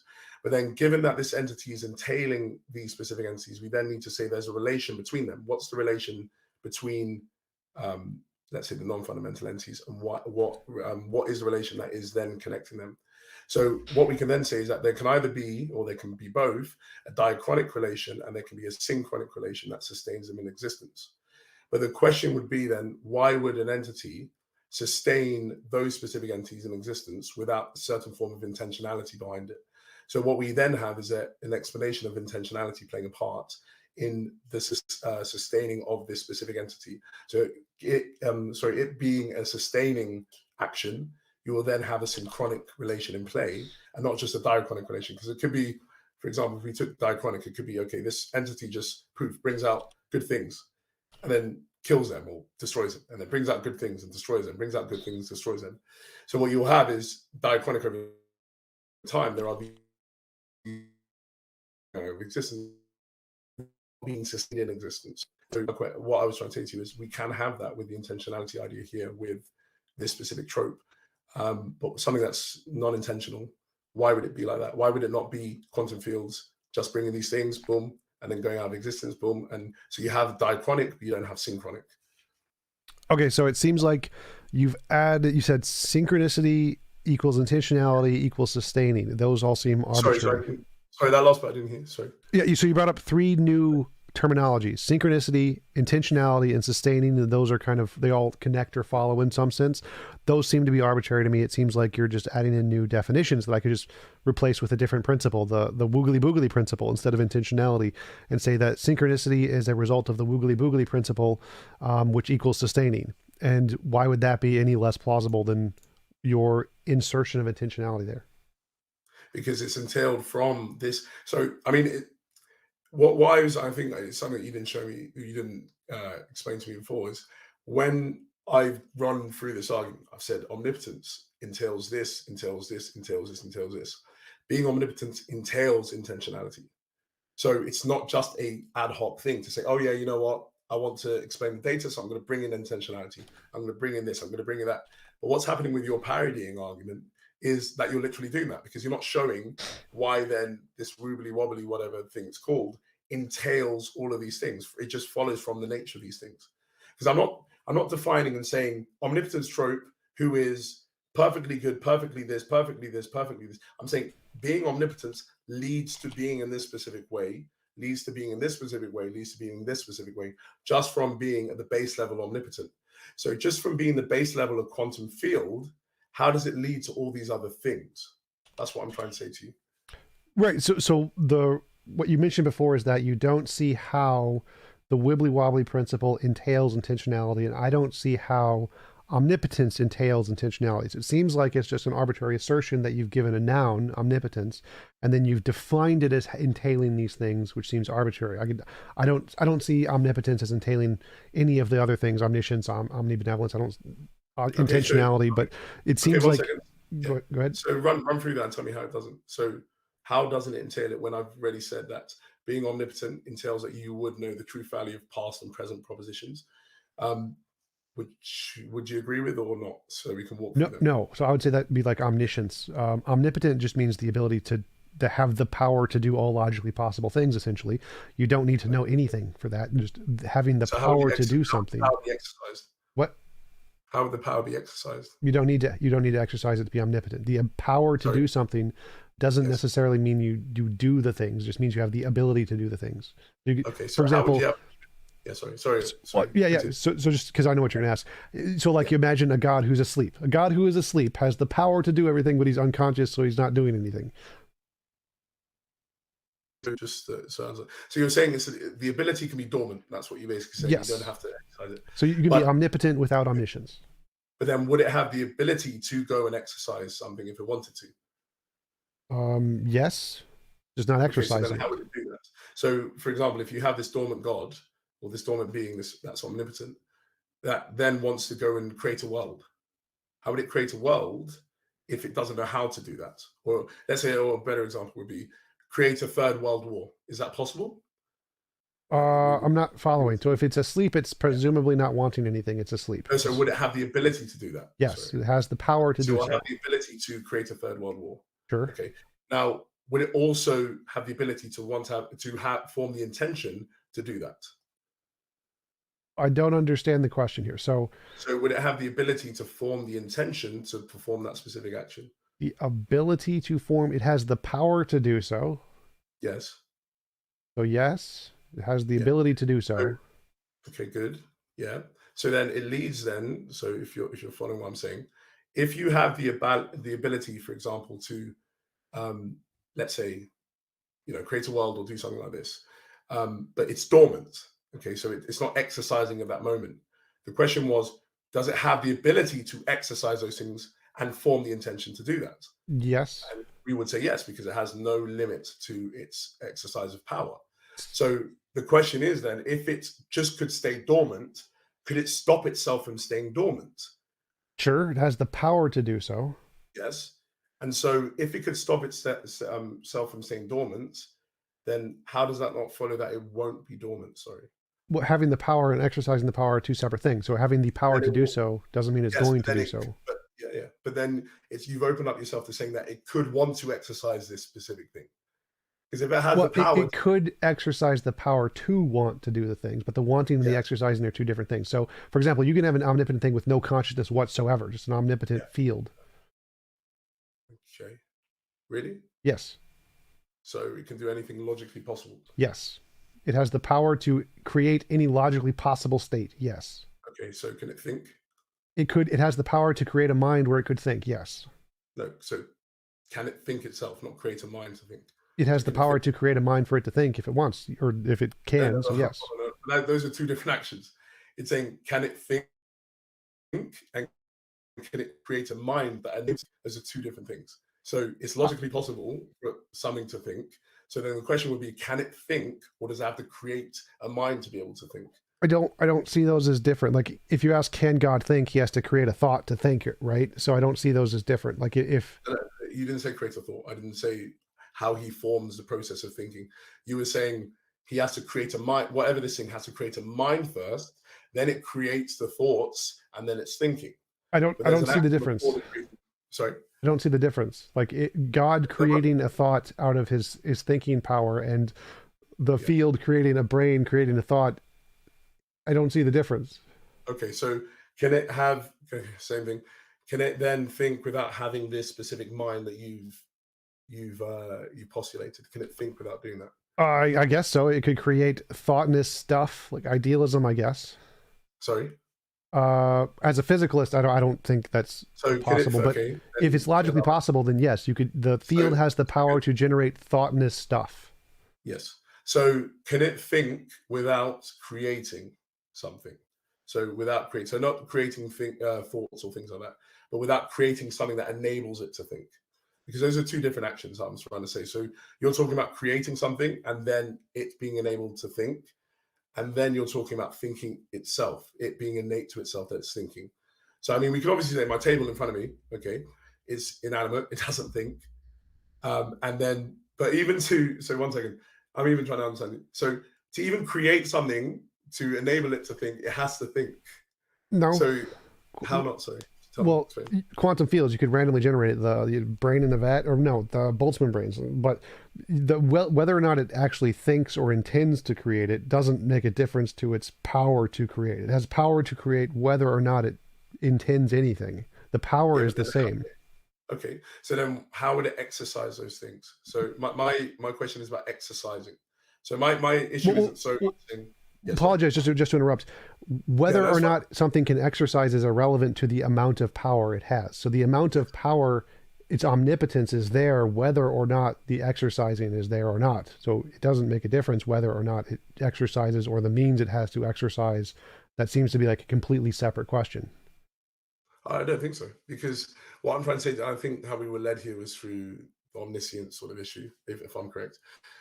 So that bringing about, like I was saying, the Third World War, bringing about something that's contingent upon the past, it would seem to be the case to be able to exercise that specific action. It would need to know that there has been a Second World War or a First World War to be able to do that. So what I'm trying to say to you is that they will need to know the propositional value, the truth value, sorry, of these propositions of things occurring in the past to be able to exercise that token action instead of some other token action. So that token action amongst the type of actions it can perform. I don't. Um, I'm not following. yeah, So like a quantum fluctuation in a nuke in Russia causing it to explode could start World War III just fine, and the quantum fluctuation has no knowledge of World War II. yeah. So when we're talking about it's actually exercising its power, it's exercising its power in that specific way to that specific token. So it being able to, let's say you have the range of actions that it can perform, it's choosing, or let's not say choose, unless you're saying in your definition you have choice or something like that. So you have these range of actions, and it's performing that action over another action. It will need to know that if it's going to exercise this specific thing, so non-intentionally. So you're speaking about things that are non-intentional. We're assuming to be. So I don't think you're assuming now these things are intentional. So these things are non-intentional. If it's having that action in its range of action over that specific action, how would there not be some form of intentionality that allows it to choose that one over the second or third one? Like, are you asking, does it have the power to create a choice, essentially? And then I would say it can create consciousness. It has the power to create a consciousness in itself, and then make a choice. It just doesn't do it. So if the field has the power to create a consciousness in itself and then make a choice, like I want to start World War III, have an intention of some kind, it has the power to do so. It just didn't do it. Okay. So just with all of this, and I don't know if we're arguing so much in a point that we actually that far apart. So okay, if we take then whatever this omnipotent Field. now quantum field, and so is that what you're saying is the thing on the table, omnipotent? Yeah. So my field? argument is that you can have omnipotence without omniscience, and so there could be an omnipotent field with no knowledge. It has the power to create a brain which has all knowledge. It just doesn't, and so it has omnipotence just fine Yeah. without omniscience. Okay. So then how would that then taking that, so accepting your thing and I'll accept my thing, and let's say how are we then going to say it leads to that specific data that we're looking at? The grounding data. Grounding data, grounding entities, yeah. Grounded entities, yeah. Right. So I'd say the synchronicity is entailed in the wibbly wobbly principle, which is by definitionally in this field. So sorry, I didn't that last part I didn't. Right. So the synchronicity entailment of grounding is definitionally in the wibbly wobbly principle of the field, which is sustaining everything. So we just your terms, I'm losing track of which one's wiggly, which one's this. So I feel the exact same way about your theory. Yes. No, I'm trying to understand. Are you talking about the explanation or are you talking about the principle? Just so I understand. So you're saying it's in the explanation. I'm not sure. So I'm just trying to go back to your terminologies. Because like you just said, I'm lost in the terminology of your model. So I'm just trying to find the correct noun that you're using and just replace it with the correct mirrored noun in my model. So from my model, yours has a definition of God who is omnipotent, which entails goodness. And then you have a working principle of diffuseness, which goodness will diffuse itself, and existence is good. And so it will diffuse itself into existence. And then there's a synchronicity principle where the working principle entails this outcome. Now, my model is that there is a quantum field which has the wibbly wobbly principle, and there's a working principle that the wibbly wobbly principle will diffuse itself, and there's a synchronicity between the principle diffusing itself into, or there's an assumption that existence entails wibbly wobbliness, and there's a synchronicity principle between the working principle of the wibbly wobbliness will diffuse itself and the assumption that everything has this wibbly wobbliness. I'm trying to mirror it as much as possible. I'm getting lost with the wiggly wobbly and stuff. But okay, well, wibbly wobbly is just replace good in your argument with wibbly wobbly and replace God with quantum field, and it should be just mirrored 1-to-1.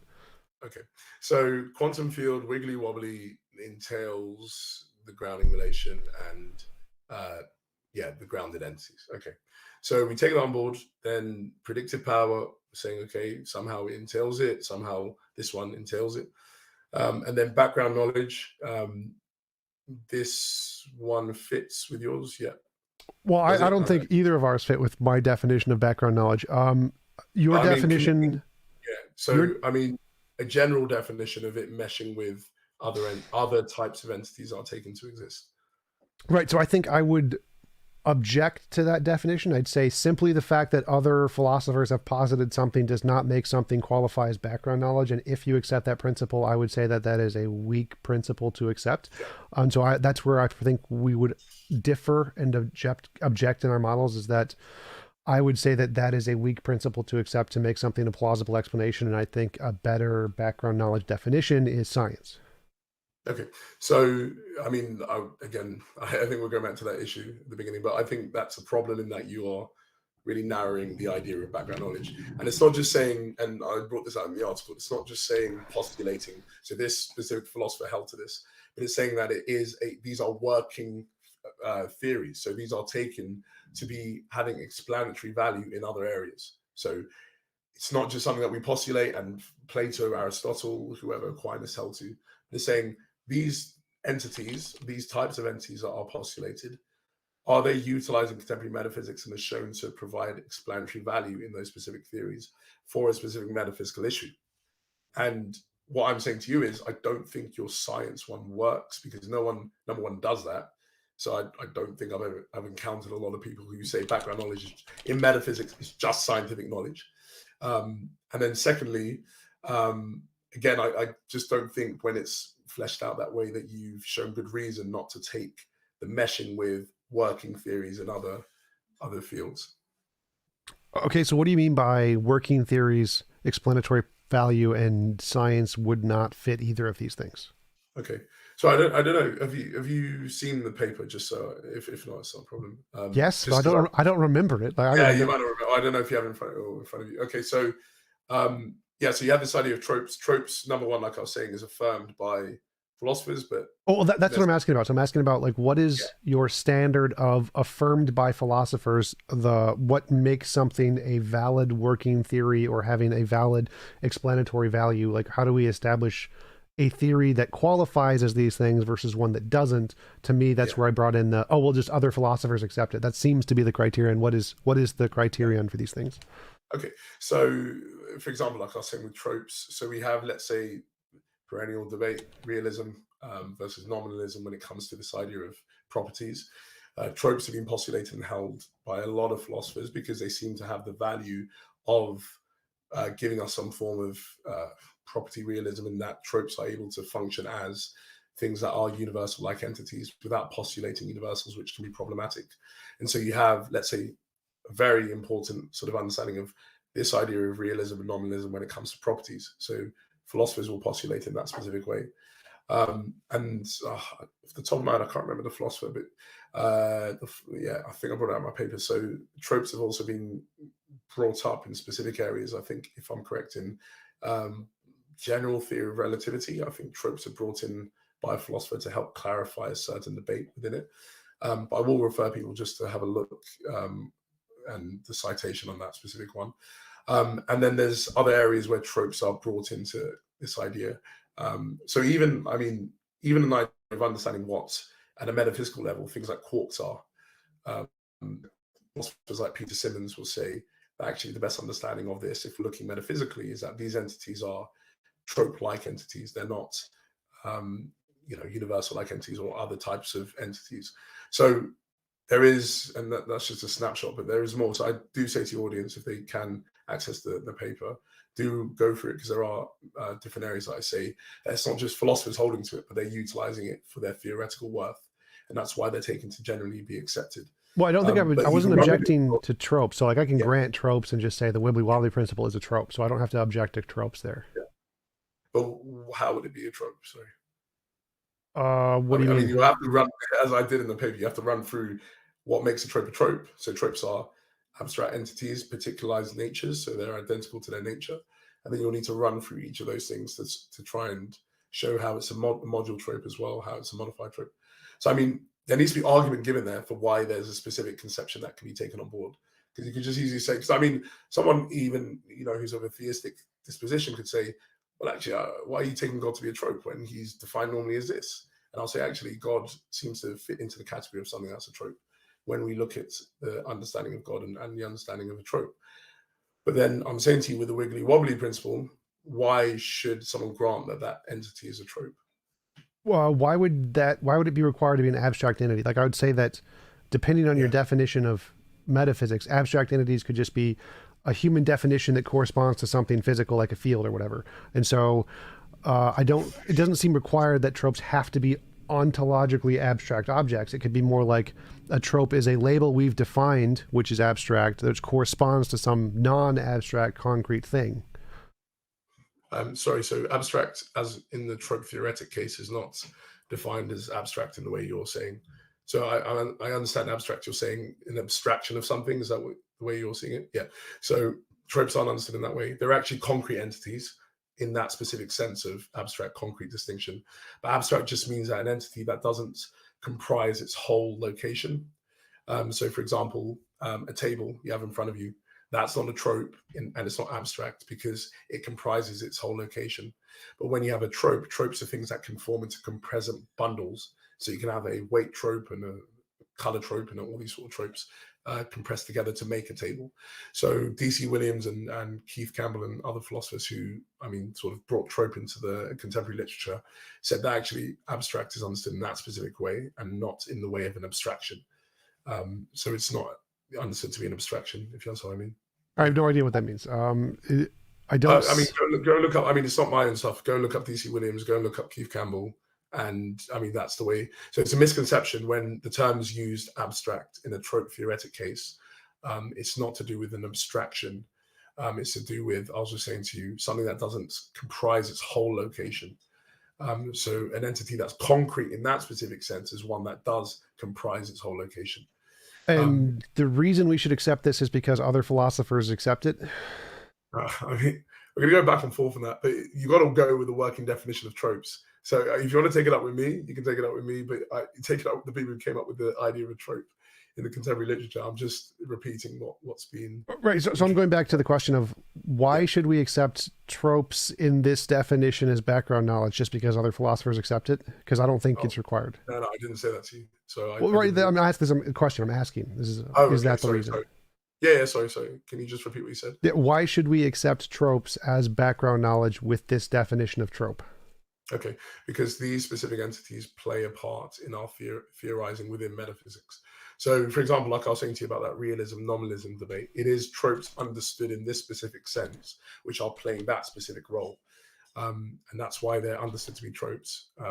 And so, yeah, I would just say to you that it's playing a role in other areas of metaphysics, and it's taken to be a working explanation of certain issues within debated fields in metaphysics, and so that's why it's taken on board as background knowledge.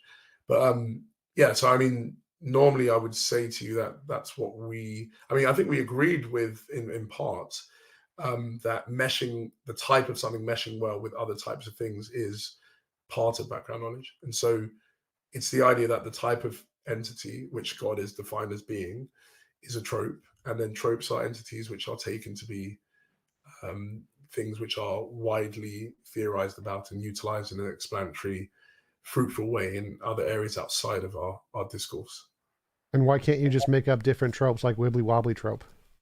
Because then you'll need to show me how it has those specific characteristics for it to be a trope. But if I could do that, then it's fine and it's equally as good as God. But then but there'll need to be reasoning behind that. So there needs to be reasoning why it is, because we'll lose an understanding of a field. So the more you make it into this wibbly wobbly sort of fictional thing, the more we'll lose an understanding of what it is as a field. So then you'll have to drop field out of its definition. So I don't know what you mean there. So like, so I'm saying, okay, we have an understanding of, or whatever understanding we're going with the field, and then you're adding other things to then fit with this specific idea. But then by it fitting with this specific idea, we will then seem to lose what we are meaning when we're using this specific word of a field. So I'm saying what you'll need to do is show how a field as defined in a specific way fits all of the criteria for being a trope defined in this specific way. right. I And mean, so you're saying that there's a contradiction in that sense, and a field can't be a trope for some reason. Why? no, yeah. So I'm not necessarily saying that. I'm just saying it will need to be shown how it does fit this. We'll need first a definition of a field, whatever working definition there is, and then need to walk through each of these things and say how a field understood in this specific way fits with each of these things that makes it into a trope.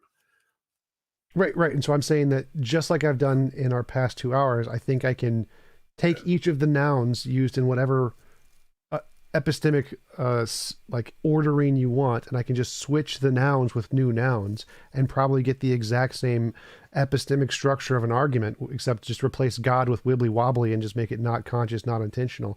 And I don't see why there would be a problem with that.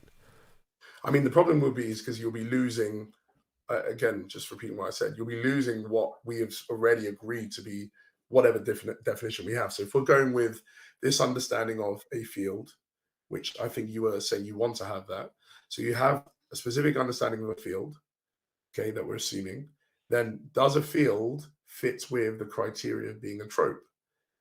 Would it do that successfully? If it does, then you can call it a trope. If it doesn't fit with it, then it'll be an ad hoc supposition to go and say, well, I'm just calling it a trope anyway. So Right. what I'm trying to say to you is the way that it's been is that someone could say, well, does God fit with this idea of a trope? It seems to be the case that the understanding of God that we have does fit with these specific criteria for being a trope.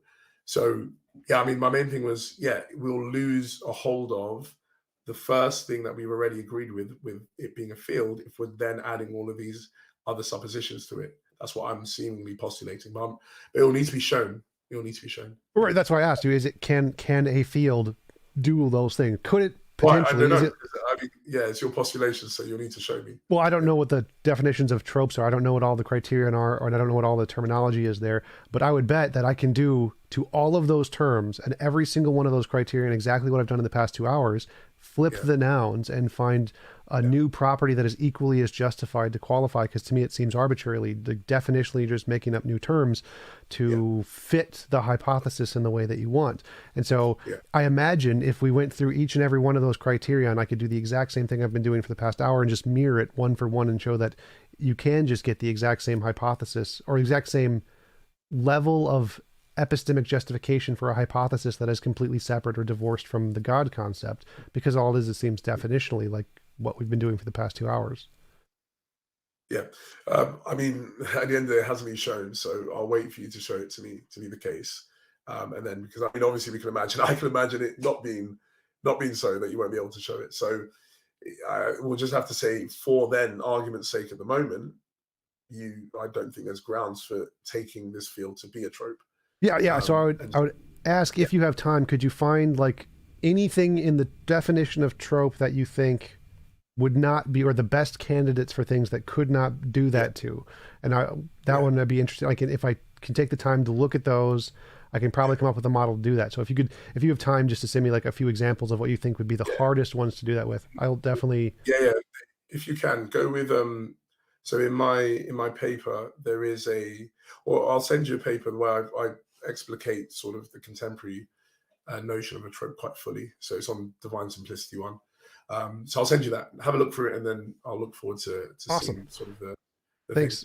But yeah, just with that background point then. So if we don't then take it to be a trope, then can we say the wiggly wobbly field at the moment is something which is taken to be an entity that exists within wider fields or is theorized about?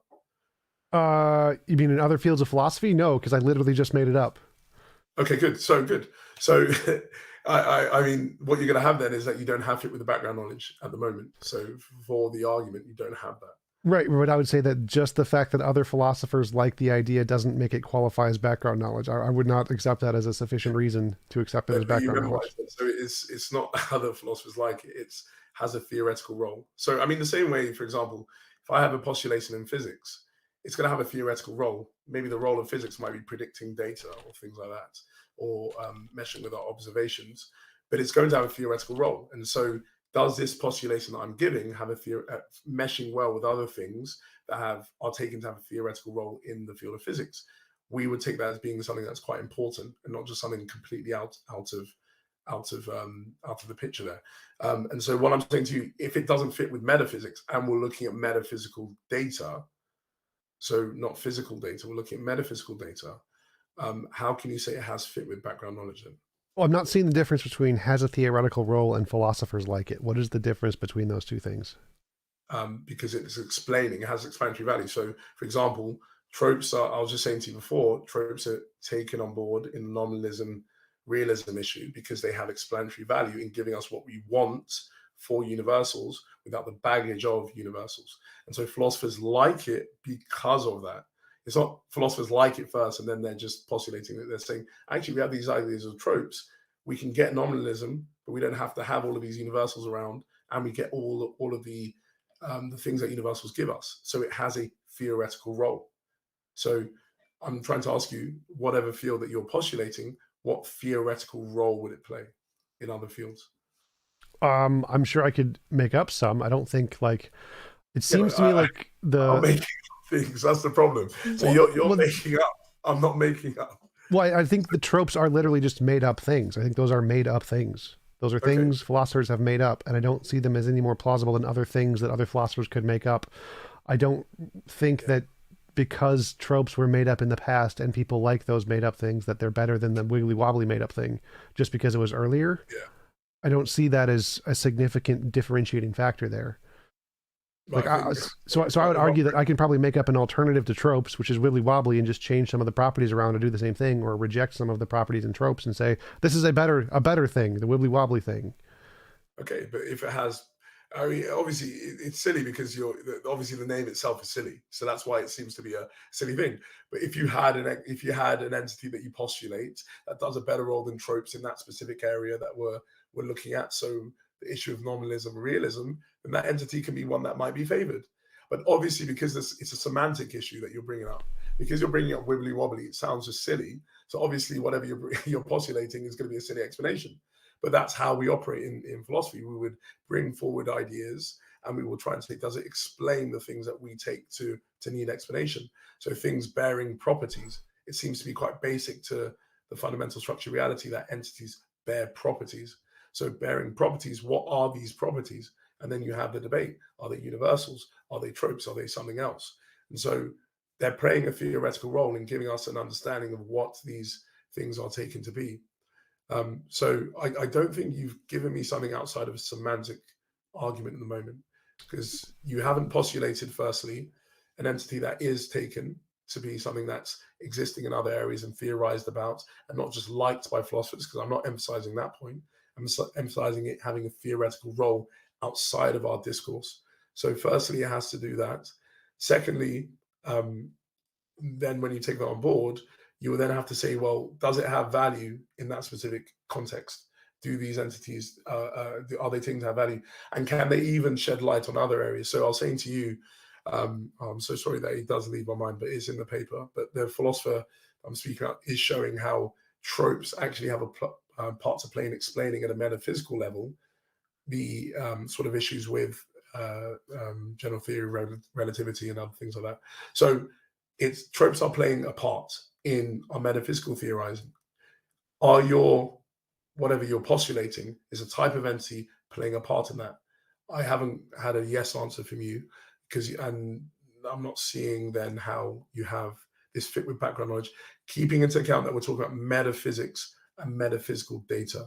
If this was an argument again about the cosmos, then fair enough, I could say, well, of course we're going to take into account what scientists say about things. But I mean, just so I'm not saying that you might do this, but if you look at like dialogues between atheists and theists, a point that atheists will normally bring up is saying, well, or someone like a theist might say as well, oh, this scientist, they brought forward this theory that confirms this and shows this thing to be correct in that I'm postulating, or what I'm postulating fits with what this specific, and they'll bring a specific scientist to do that. And that's not seen as problematic. So I'm not seeing why it's problematic in the metaphysical realm, when it's not just that Schaffer likes grounding. No, its grounding has a theoretical role. That's why it's taken to exist. Tropes are liked by Simmons and Williams and all these other philosophers. But why are they liked? Well, when you look at their works, they play a theoretical role. And so I'm asking you, how does your entity play any theoretical role that we can then go and say it fits in the metaphysical background knowledge? Right. So my argument here is that I think that if we go down the road of trying to explain the theoretical role and its importance, we're going to lead to the exact same thing we've been doing for the past 2 hours, where it's going to be definitionally, and I can just make up a new definition and it'll be equally justified. I think that the theoretical role as a criterion of whether something becomes qualified as background knowledge doesn't count. It's just a weak principle. I think that what counts as background knowledge is, again, I'd go with science. Science counts as background knowledge. And the reason we can say, I bring up this scientist and his work is not because of some theoretical role, it's because novel testable prediction. There's science that backs up that claim that we can do in a lab and repeat it. And that's why we take that seriously, not because it plays some theoretical role in explaining something. And so my main objection to these kinds of arguments would be that I think that if we continue down the same path of mirroring linguistically all of the different words used in the argument, we're probably going to get to the same thing, because the whole point of what I've been doing is to try to show that there's no symmetry breaker between a hypothetical just wibbly wobbly principle and a goodness principle of a god, because you can always just make up new definitions and there's no way to differentiate which one's the real one and which one's just something people have made up. And I think the same thing is going to go turtles all the way down, essentially, and we can just continue that process throughout the entire field of philosophy to get to the same conclusion, that there's not really any way to differentiate between these different theoretical virtues. It's just, you're just going to get to more definitions. And so, like, if you could give me like one example that I can look at, we'll have to do it later because we've been going for about 2 hours, but one example where that doesn't work. Give me one example where just the definitional thing, I can't just mirror it and get a one-to-one correlation. That would be a good argument for me to really delve into and look at, that I could take a little more seriously, because all of the theist arguments I've talked to, I can just mirror one-to-one with a new definition, and I've never come into a problem with this method. And so if you could give me that example, like you said, you're going to send me a paper, I'd love to look at that. But to me, I don't find these arguments compelling, because I've always been able to mirror it. No matter how far down the rabbit hole we go of definitions, I'm always able to mirror it one-to-one, and there's never been a symmetry breaker. So sorry. But then I'm trying to understand how your arguments are anything different from a semantic argument, because the referent is still the same. It seems to be the same, but it's just the referral term that you're using is just different. So wibbly wobbly principle, all these sort of things have the same characteristic as your entity here. What difference is there in the reference? There just seems to be a difference in the referral term. So how is that anything of substance outside of semantics? Well, I changed the property, so it's not conscious. There's no goodness, no Yeah. omnipotence, or there is omnipotence. There's not omniscience. So I just usually change one or two of the properties that are assumed in the quality of the God. So if it's not conscious, not God. If it's not omnipotent or not omniscient, not God. So I just change one of those properties, and it seems like with the changed property, I can mirror everything and still get it to work one to one. Okay. So, but then you have that with one specific criterion. And I have no problem. And that's why I'm not arguing a lot for predictive power, because predictive power is something which can be had literally by anything. Like I said to you, the ghost and the wind. In fact, and I don't think you said it will be like that, but you haven't shown it to be like that. So at the moment, at this present moment, I don't think you've shown that actually whatever entity that you put forward has better fit with the criteria. It might have equal fit when it comes to predictive power, but then if you're deciding between them when it comes to background knowledge, and we won't have time and we haven't looked at simplicity, so we can maybe leave that, but just going with background knowledge, you haven't shown it to be the case. All you've done is just saying, actually, I like the background knowledge when it's just focused on science. But what I'm trying to say to you is, how would that work within a metaphysical field? Because then that would say we cannot do metaphysics, because a lot of entities aren't studied by the natural sciences. And so, but that's not, and the problem is correspondence to actually practice in reality doesn't seem to be the case. That's how the way people operate. It seems to be the case that people operating the way I'm saying, that actually the domain of metaphysics should be determining what's in the background knowledge and not necessarily in the domain of science, which in the metaphysical picture is only a pocket of that. And so I'm trying to understand why I should take what you're saying to be the correct sort of zone for background knowledge. Oh And yeah, so, yeah. yeah, just with the semantic argument, it's maybe worked when it came to predictive power, but it hasn't been shown for fit with background knowledge. Right. And so my argument is that I can do that for every single one of your criteria, and I can go down the list and show there's no symmetry breaker. And I agree it's a semantic argument because I think that's the same of your argument and most theist arguments. They're just semantic arguments. They're just definitional, which is why you can just mirror them. If it's just semantics, then you're going to necessarily be able to mirror them one to one always. And so I think that sorry, that can't be the case when it comes to this, because when we have, and there are postulations of entities that are fundamental to explain what I'm trying to say that needs to be explained. So the non-fundamental in the grounding relation. There are entities that are postulated. Schaffer does that throughout his work, and Simmons and others, to say, actually, this seems to be what we should say are the absolutely fundamental entities. But if it's just semantics, then we should be able to change between them and the other God and what these entities are postulated when they are clearly seen to be things that are not. But where the semantics comes in is because you're just postulating an entity that actually, if it does fit with background knowledge, doesn't seem to be the case, that it's different from what's postulated by the theist in this specific case. well, Because what I was trying to say to you is, one yeah, second, it wouldn't be conscious. Like again, there's no consciousness there, so yeah, and it doesn't have omniscience. So those would be like good. So you've had the predictive power, but then if we're going to take this to be a live option, you will need to show that it's a field that is a trope, and that hasn't been shown. So then why should I take your entity to be semantically the same as this specific one? right. So my argument here is that with the tropes, I'll be able to do the same thing I've been doing for the past 2 hours. So the past 2 hours, like we went through your arguments of the definition, the working principle, and the assumption, and then also the synchronicity thing. So yeah, you had those 4 criteria, and I demonstrated I can mirror those one to one with a non-conscious entity. And so just like I could do with those 4, I'm probably going to be able to do the same no matter how many criterion you add. That's my argument. So it's an inductive argument. So it's an inductive saying, just like I did those past ones, I can do all of them. Okay. Yeah, I like the confidence. But I mean, if it's an inductive argument, then I'll ask yourself then, why aren't fields taken to be tropes generally then? Because I mean, Because it can't tropes just be aren't a top. taken seriously in physics. No, no, no. So I'm saying in metaphysics. No, no. I'm saying no, no, I'm not saying in physics. I'm saying in metaphysics where tropes are affirmed. Why outside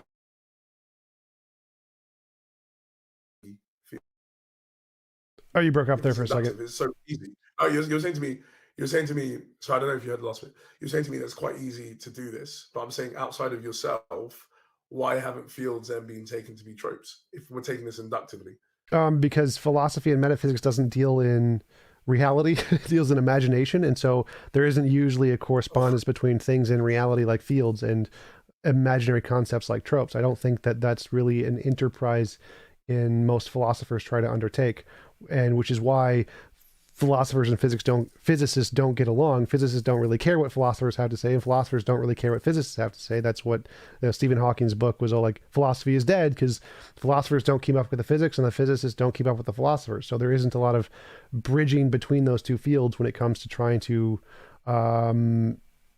make analogize different fundamental concepts in each field, because the physicists just don't care what the philosophers think, and the philosophers just don't care what the physicists think. but no one is saying about who cares what. It's saying have the concepts being used in one field in another field.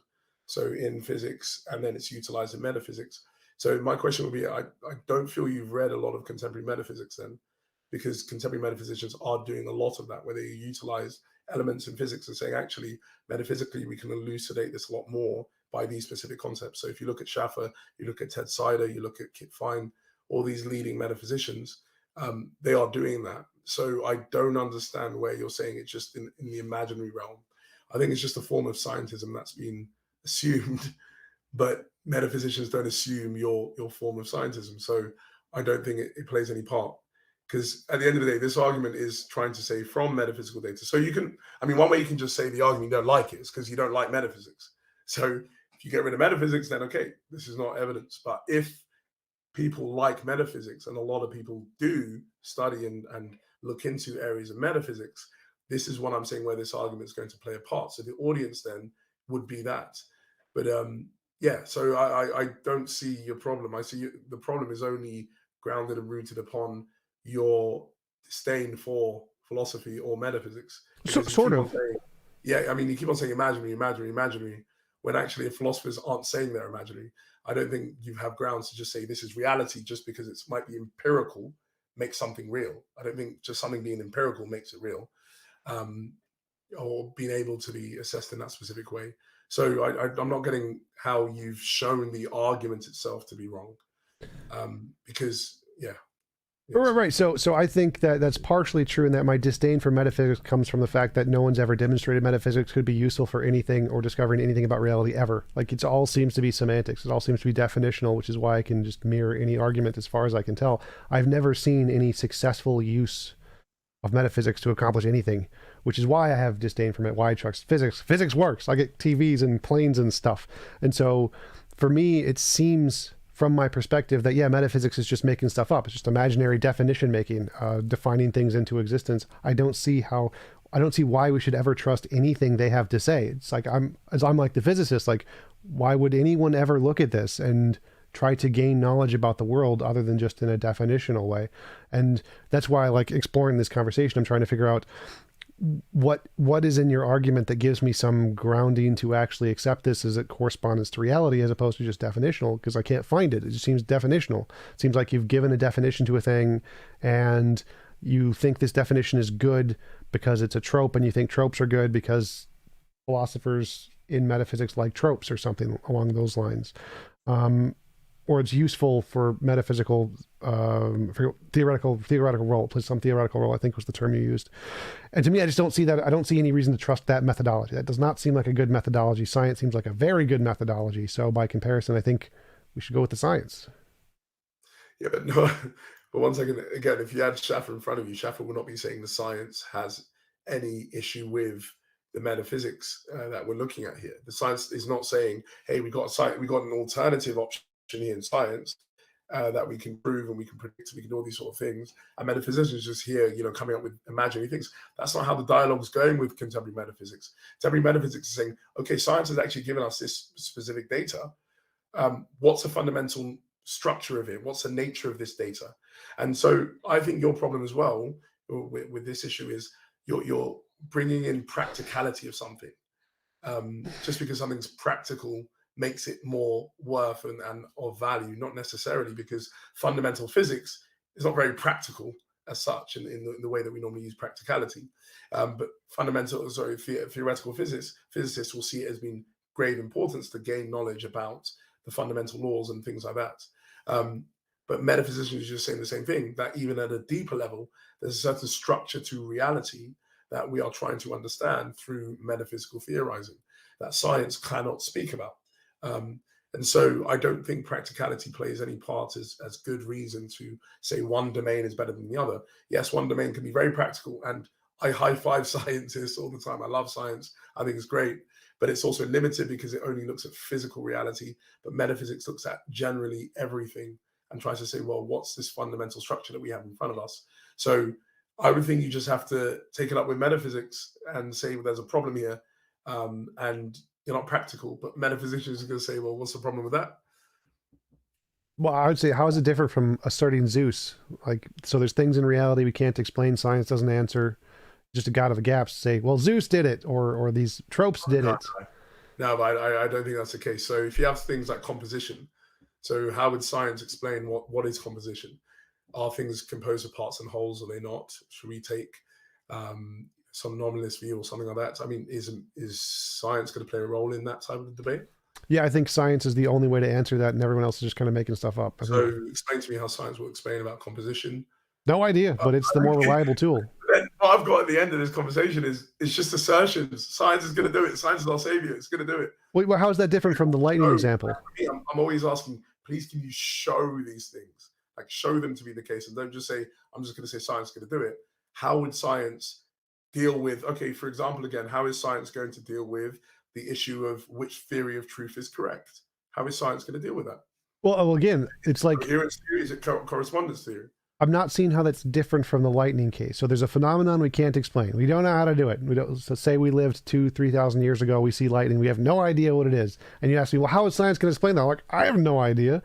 But that still seems like a better explanation to go with the science, which has worked to this point, than to make stuff up like Zeus, because the process of that methodology of making up hypothetical explanations has never worked, but science does. Yeah, but sorry, Tom, I do have to go in a few minutes, but just about this point, I think again your analogy doesn't fit because the lightning case, the Zeus case, is speaking about physical phenomena. So obviously, science, which is the study of the natural world, the physical phenomena that we have in front of us, is going to be able to explain that. But what I'm speaking to you about is something that is metaphysical, is beyond the physical phenomena. So things like truth. So I ask you again, please can you tell me how the coherence theory of truth, correspondence theory of truth, or another theory of truth is going to be explained by the natural sciences? I don't know, but it's the exact same thing as people who thought lightning was beyond the physical realm and couldn't be explained. It was later, but I still think that's a better choice. I mean, it's quite clear. They thought it was, and okay. Just like you think truth is, but I don't think it will be. Oh, so truth is a physical phenomenon. Everything is physical. Yes. So truth is physical. Yeah, truth, property of sentences, and whether or not they correspond to reality, it's all physical facts in the brain. Okay. Yeah, but things. Okay, I mean, I think you've meshed up a lot of issues. Understanding the concepts that play a part, propositional statements, when it comes to truth, might exist in the mind, but the concept of truth itself, I just don't understand how that follows. So I think we might just be arguing into a rabbit hole here. Yeah, thanks again for coming on. Really appreciate it. Do you want to give a shout out where people can find your stuff, read your works? Yeah. So a lot of my stuff is, I mean, everything's uploaded on academia. So if you just type in my name, Joshua Sijuwade, hope you can see how to spell it in the description. But yeah, type that into academia. You'll find all my papers, specifically the two papers we were discussing today. It's grounding in the existence of God and fundamentality in the existence of God. So hopefully people can read it. And yeah, I'm always open to objections. And yeah, Tom, I will send you that paper and we can see if it fits, as you said. Yeah, please highlight whichever part you think would be the hardest that I can focus on. I'll just put it's just a certain section that runs through tropes and things like that. I'll just put the number down and yeah, you can have a look at it. Awesome. Thanks again. Really appreciate you coming on. I'd love to chat with you again sometime. Thank you, Tom. Thank you very much. And thank you for the dialogue. I really, really enjoyed it. And yeah, have a great day. Awesome. You can just close the screen. I'm going to start the after show and have a nice day. Awesome. Thank you. Yep. All right, guys, after show time, join the Discord. Thank you guys for the super chats. Was absorbed in the conversation, so I was not paying attention to the super chats, but I appreciate them, as always.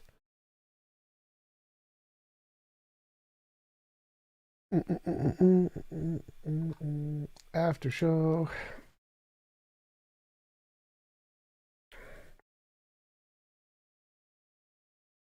http://discord.io/TJump. CV, enter.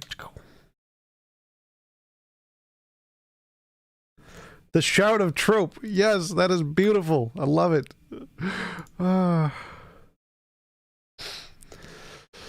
Anyone likes to chat, join the Discord after show at everyone after show time.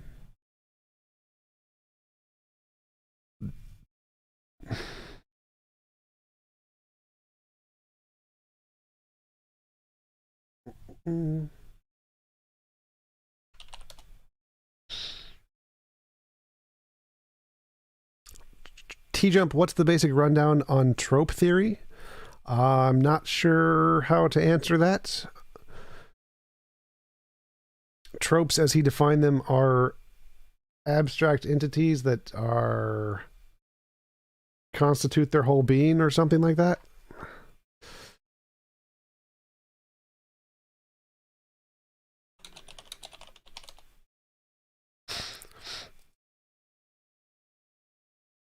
I can hear you through my speakers for some reason. Settings. How's it going? Good. It was an interesting discussion.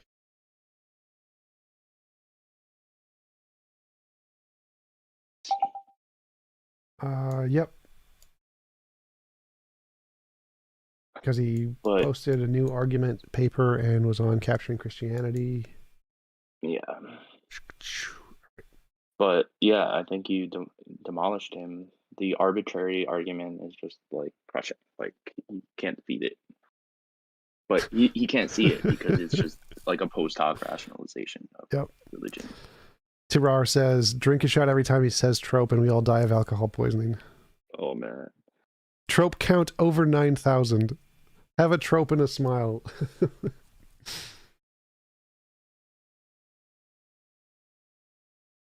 Yeah, I mean, I looked up the definition of trope too. And it's like basically your imagination. Well, that's just like that's different from the philosophical definition, because philosophical definition is more specific on like a specific usage of how it relates to metaphysical theories. It's not the same as just the dictionary definition. Right. Like it's been used so many times that it must be relating to some real thing. I don't think it's about used. That's not exactly what it means. So trope is just a word that they use, a noun, to represent something that explains some metaphysical phenomenon. So they could just use the word potato or whatever. It's just the word trope. It doesn't relate to the dictionary definition at all. TJump, why are you hateful of metaphysics? Also, if you learn metaphysics, are you now a Muslim? What? No. Oh, yes. I remember that. That's the response to the previous debate. Yeah, I'm hateful of metaphysics because it's never done anything. It's just philosophers making stuff up, as far as I can tell. I like science. He got a PhD at Trope University. He has a legit PhD. He's a legit doctor. Legit PhD. I think it's like Oxford, Stanford, a big one. In theology? Philosophy. He's a philosopher. Philosophy.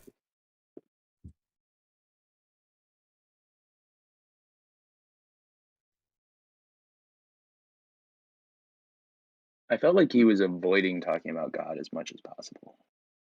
I don't think so. Like, I didn't bring it up because I was focused more on the structure of his argument. So I wasn't specifically going into God. If I invite him on next time, I would like to talk about simplicity and the properties of God, and those seem arbitrary as well. That would be another one. Where are people writing these questions? What questions? In my YouTube chat? Sounds like you're... Oh, are you on YouTube right now? Yes, I'm a YouTube streamer. That's what I do. Interesting. Does the server owner know that you're like streaming in here? Yes, because it's my server. That's why it says after show. We only come in here after the show. That's not true. We come in here for all kinds of no reasons. Fine. You can see Simon sleeping in here and snoring all the time.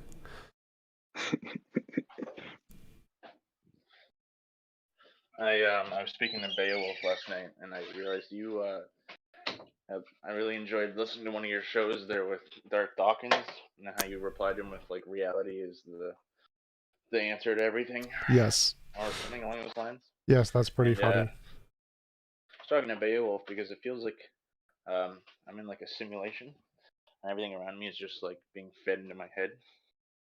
That must be a strange feeling. It is pretty weird because I always feel like I'm trying to unplug from inside my body and like escape out of this reality. Not like in a psychotic way, but like in a physical manifestation. So I guess if someone has those feelings, like myself, would morals and stuff really matter? Yes. I mean, morals would still matter even if you're in a computer. But if you're in a game, or it's all just, you know, like a reality given to you, or presented to you. Well, do you... Like, I can't verify that it's real or not. Well, do you think there are other minds? Like, are there other people? Because if there are, then morality matters even if you can't verify it. Yeah, but I think the consequences of actions is irrelevant. If there are no other people, but if there are other people, it would still matter. Like, even if we're in the Matrix and you can feel pain and I torture you, it's still immoral, even if it's just in the Matrix. Well, if pain's just like a sensory thing, yes, does it really, like, I don't know, it really matters even if I felt pain. Yes. It would be immoral if someone tortured me. Yes. So, like, morality, by my definition, is an involuntary imposition of will. So if you're in the Matrix and you don't want to feel pain and I torture you, it's immoral for me to do so. It's an interesting concept. Morality, I mean. Very. Is I don't really like. For example, psychological torture. Well, I mean, I love that shit. That's great. That's pretty cool. Like, how you can psychologically torture people without using physical means. Yeah. I'm someone who lacks a lot of more like higher functioning empathy and stuff. So. I can relate. I have high function autism, so I definitely have the same thing. I could be autistic. I could also just be a psychopath. I'm not sure, because I think at one point I might have felt emotions like normal people do, and it could be a PTSD response or something. So I'm open to that as being an explanation for why I have this. Can you feel empathy while watching movies and stuff of like characters you like? Did you get into movies and like? Sometimes, but it's usually reactive to it's limited to anger and revenge. It's very rarely, well, I don't ever really feel sad or empathetic. You don't cry. Yeah, have you ever watched like any really good movies that you like that you got like attached to the characters, were sad when they died in the movie or whatever? Oh no, because they don't exist. Yeah, so it definitely sounds more like autism than psychopathy. Well, it's interesting because like even people that I can see in front of me that exist, I wouldn't really like if police didn't come and like put me in chains or whatever and put me inside a cell, I would be fine like just slitting their throat as they are and just watch them bleed out. And just like to see what it's like. I'm interesting to see what kind of if I would feel anything as a test. Yeah, that seems more like autism than psychopathy. Autism is more curious in that sense. Psychopathy is more focused on self-profit. Yeah, I mean, like I said, I don't harm people now. And if it's just curiosity, you can find videos of that. Yeah, but I don't. It's weird you say that because I actually don't care to watch videos of people doing it to other people. Not like I don't like watching those beheading videos. If that's what you mean. More or less. Yeah, I don't really care to watch people chopping people's heads off. I just prefer to do it quick because it's kind of lame. It's So inefficient. any and other ineffective. topics we can talk about? Yeah, Yeah. no, that's cool. I just Instead of curious what your Dexter. thoughts on that one. Yeah, I'm very planned out. Like I haven't really committed any crimes, and I'd like to, but I have to make sure that I can get away with them first Still not sure what before a I trope act on is. it. A trope, it's an STD. No, A trope is a crab thing that crawls at the bottom of the ocean. no. Trope in philosophy is mostly just an idea that is meant to describe some kind of abstract relation in the universe. Causation, Okay. grounding, space-time. Have you ever Abstract spoken to concept that Shuv describes about shit in free the will? universe. Have And you spoken to undefined. Shuv about free will, mate? What? Have you covered the free will debate? Yes, many times. What's your position on that? Free will is logically impossible. All of your actions are either determined by reasons, and so they're not free, or they're done for literally no reason, and they're random, and they're not free. And so it's only a combination of those two things, and so you're not free. So you're saying I can't willingly choose anything? Not in the free will sense. There's a compatibilist sense, but not in the free will sense. Then why do people have like morals for consequences and stuff? Like why should someone suffer for something they did if they have no real control over it? Prevention, not punishment. So they're not deserving of punishment. You have crimes and stuff, or jail time for prevention. To prevent it from occurring in the future. And because people are determined by previous data, if you know that someone is thrown in jail for stealing stuff, it makes most people less likely to steal stuff. So it's prevention. You can also create like a veil of ignorance. So you could say like we would want murder to not exist in this society because if I was some random person and I got murdered, I would be like I would have a problem with that, right? So say like okay, Wait, you'd like, have a problem with being murdered? Typically, people would have a problem with being murdered. typically, let's say Why do I people- survive my murder, then I'll be angry, right? Why would you be angry? Because you didn't get murdered, and the whole thing was you would get upset about being murdered.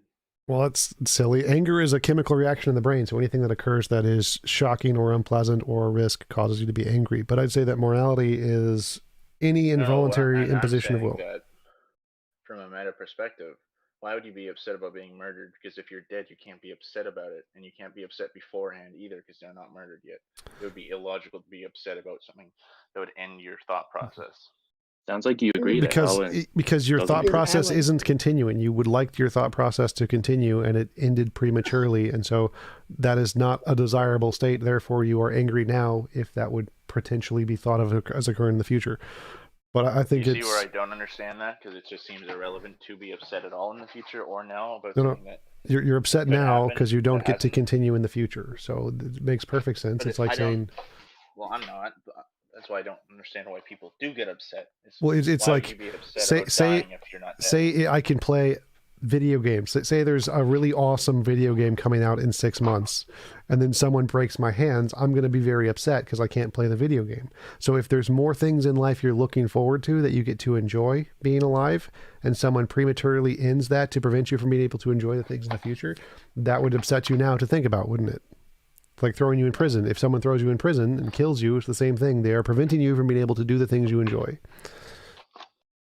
So you're autistic, you said you're autistic, and you have similar feelings as I do, or non-feelings? I have high functioning autism. I have non-empathetic feelings. I don't relate to people. Can't talk standard like. Would you be okay with committing cold-blooded murder? Would I be okay with it? Like emotionally, probably, but committing. Yeah, with no. Would you have? Do you think you would have lacking empathy, sort of? But I know it's immoral because I have a model of morality, and I adhere to that model of morality regardless of my feelings. So I would not kill someone because I know it's objectively immoral, regardless of my feelings. Let's say I do have autism, and this is the cause of these like sociopathic like thoughts, or like I shouldn't say. It's more of a construct, really, like no one's really a psychopath, it's just basically a mental construct. and certain characteristics that might It come is the from lack of person. empathy. So it's literally just the empathy part of your brain is not working. So yes, it is a real physical thing. What was your question? It's interesting you say that because yeah. So like I've reviewed a lot of moral constructs, and like what you just said, like you can understand moral reasons for doing or not doing things, Yes. but willfully not caring. What is that like? Can you choose to follow morals only until a certain point, and then not have any repercussions on yourself? I don't Or your understand the psyche? question. So I emotionally Okay, am not, I'm affected by doing immoral things. I can do immoral things and not feel guilt, but because I know they're wrong, I Right. don't do them. So it's like playing chess. I know the rules of chess, and so I can move the bishop diagonally instead of moving it like a rook or whatever. So I can follow the rules of chess because I know what the rules are, and I can do that independent of any feelings I have. So when you say you know that something is wrong and you don't do it, why don't you do it? Because it's wrong. Like Because it's wrong. What's to stop you from doing? Yeah, but like, so what? Like, why don't you do it anyway? I value the idea of rightness, and I want to make a world of more rightness. The reason I don't do anything is because of consequence. Right? And so I don't do anything because the I only thing value stopping rightness. me from, but it only that the mental block philosophically is only going to last until the consequence no longer becomes suitable or maximize the like deterrent from doing it. Do you So, play any video games? No, Like chess, sports, anything? no, I have no hobbies. No I hobby. work That's and what do you do for I work? work. What do you do for work? Generally, Right now I do like moving or laboring construction. laboring construction. Are there rules in laboring construction? Like what are we talking? Like morals or like No, rules like to like follow? I don't know. don't put an electrical voltage next to the water heater. OSHA rules, right? I guess I don't. I just pick things up and move them because I'm strong. Yeah, you don't just move them anywhere. Like you don't just. There's a specific place you're supposed to move them, and specific places you're not supposed to move them. Yeah, there's instructions and procedures. Yeah, that's it. That's So what about morality. it? If you can value your job, you do the rules. And so if you value, I value the world, so I think the rules of the world should be the moral rules. Just like you value your job, you do the job rules. Well, I don't quite understand that like ideology. I understand the principle of it. Well, it's like if you want to build a house, you like I don't put. understand the application. Wait, so if you want to build a house, you like build bricks in a specific order to like block the wind, right? You do a methodology to achieve a goal. Right. So I have a goal of my view is objective morality is a world where it's impossible to force anyone to do anything they don't consent to doing. That is the house I would like to build. And so I like to place bricks in that house by following the moral principle because I'm trying to build that house. That is the goal.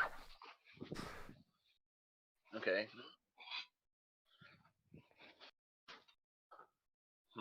And you don't find it limiting? I don't know what that means. Like all goals are limiting because Like, you're directed towards one thing and not other things. No, but it limits your progress by being slowed down by these like inferior reasons to not do things. No, like mostly morality helps you to make more progress. So people who are seen as moral are given more shit. So it's the opposite. Like if you want, like even though I don't feel empathy or stuff, I still have learned to demonstrate empathy because it's more successful as a social metric to make progress in the world. I agree. Like if you're in person, being uncharismatic and having no inflection, like when I talk online, wouldn't serve me benefit. But I can be charismatic and somewhat manipulative if I wanted to. Yes, well, manipulative has the opposite effect. So actually, you'd be more successful if you were not manipulative.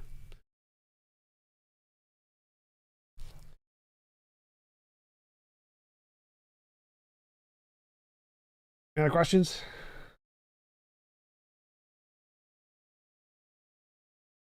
Sorry, I was just letting it run. Was anyone else shocked that Sijuwade couldn't conceive of entities which are omnipotent yet not omniscient? Now, that's an interesting one because that's a new thing I've come across in a few theists where they say that can can there logically possible be, is it logically possible to have an omnipotent thing that isn't also omniscient and omnibenevolent, blah, blah, blah, blah, blah. And yeah, many theists think it, are arguing that it's not, and it's a very strange concept. You know why? I think it's theory of mind. It's because they want their God to exist, and so they're defining their God into existence. Well, yeah. Yeah, what up, Tom? Hey, Mr. Boss, am I autistic? Yes, I have. I was diagnosed with high functioning autism, Asperger's. Yes. What was your question? Guy who said just talking. I only got yeah, Converse. Tom. Hey, I how's only it got a going? minute because I'm at work, but Yeah. yeah. What's up, man? Yeah. So what do you so about the tropes thing, right? Yeah. Like, I don't. So like my super chat.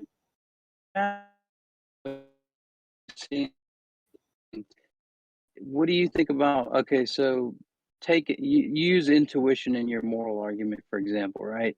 Well, And intuition then is you the say phenomenon. somebody Yeah. say like, "Well, what is an intuition? Is it just the result of some physical force, right? Intuition is a right. It's the phenomenon. It's the manifestation of this trope, right? I think that's what he's getting at. Is that when he said that goodness is diffusive of itself, this is like an old principle, and what he's basically saying is that when you look at goodness in the world, say, like a good person, right? They don't, burning down buildings or something, Yeah. right? Because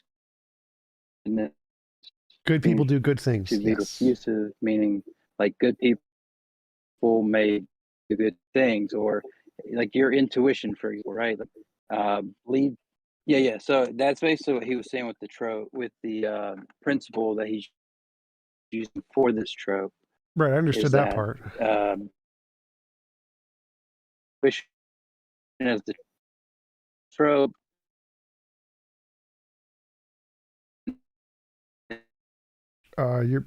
Did he? I think he disconnected.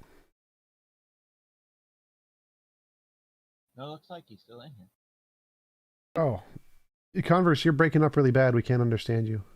Oh, sorry. Yeah, I was just saying that you can just use it as the same as your moral argument. It's pretty much the same. It's like intuition is your trope, and then your this as a part of your moral argument, right? For goodness, but I don't think for tropes you could do that. I don't. Tropes themselves don't quite work that way, but for goodness you could argue that. Like I said, I was a moral realist, so you could argue that morality was a something in the universe, sure, but that wouldn't follow that it was in the God thingy or in the. Oh no, I'm just saying this. Yeah, I get that. I'm just saying that same way that you argue for morality from intuition based on manifestations in the world. That's the same way you could argue for what he's kind of making, I believe, in this argument. Is he saying that like goodness is diffusive of itself? We seem to observe that. I'm not. I don't think that makes sense. I don't think goodness being diffusive of itself makes any sense. Evil is diffusive of itself, so that would work equally as well for evil. Or light is diffusive of itself. Like I don't think that makes any difference. It just means things that exist interact with other things that it interacts with. Like yes, energy transfers. Yes, it does. Yeah, and that's just the premise in his argument, right? And so you could just say the same thing is that with your greatest of all possible worlds, with morality, right? And then you say like, well, why would you posit, moral progress? And you just go, well, because of moral, I have moral intuition. So moral progress can be your trope, and then moral intuition can be your principle. Like how he's using his argument, the trope, and then the principle to get to where you're going. You don't see there could be a parallel there with your argument?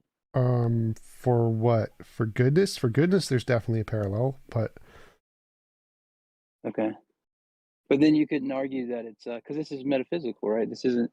Yeah, I mean, I don't think you can say that we can, show through physics some Well, moral yeah, progress. but I or- grant that there is no evidence of objective morality. It's just a hypothesis. So I'm saying it doesn't, it would not fit into our background knowledge. It would not fit into the background knowledge criterion because there's no empirical evidence of it. Okay, so you would grant that your moral argument isn't Proven? Yes. If it had no, been that it's not a proven, good argument. well, it's a good hypothesis, but it's not good as a thing if I claimed it already had like supporting evidence for it. So it's Gotcha. it's a hypothesis. It's just a hypothesis. Yeah, I think that's what he says in his papers. He says, here's my criterion. Well, no, or he my said it was a criteria. working theory. So that's the part where we got into the conversation about like which is the best theory, and that's the part where we had a disagreement. So Yeah. it's the working theory definition where he says that one is an objectively like better definition, a better explanation. And I think to have a better explanation, you need the novel testable predictions. Otherwise, there's just a bunch of hypotheses. Well, with the novel testable predictions, be something like good diffusing itself. Is that you mean of the principle? No, that would be a post hoc observation. So that's something we observe and then define. So it would have to be Okay. something new we didn't know about yet. Okay, so is your moral argument post hoc? The moral intuition and moral progress is because those are things we observe, but then I make predictions about what's going to happen in the future. That part isn't. Yeah, that's kind of what I was thinking. Is that it just seems like there's a very close parallel to your argument you use for morality. And Yeah, that's why I was saying like it might be a good. well, yeah, there's a way lot to of approach. parallels between my argument for morality and God. The difference is that I claim mine's just a hypothesis that doesn't have sufficient supporting Okay. evidence, whereas theists claim they do. So that would be the difference, is that mine's just a hypothesis, whereas theists claim it's justified sufficiently. Yeah, well, I think that's what he argued in the paper is that here's the criteria. This trope meets it better than any criteria. You give another trope that is posited, and can it meet the criteria? And people have been trying to do that. And but he did clarify in his debate when he was on Steve McCrae's channel that he said just get rid of the word God. I'm talking about a trope, something that is universally recognized throughout, not just in theist circles, for example. And so I don't know if that might help your next conversation or not. But, Sort of, because that's what we were getting towards is like, are tropes reliable background knowledge? That was kind of a lot of where we led to at the end of the conversation. So that would probably be the next step.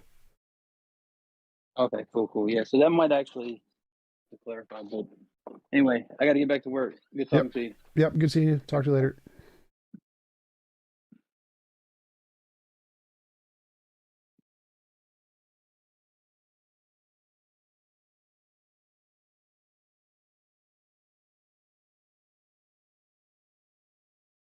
Anybody else got any questions?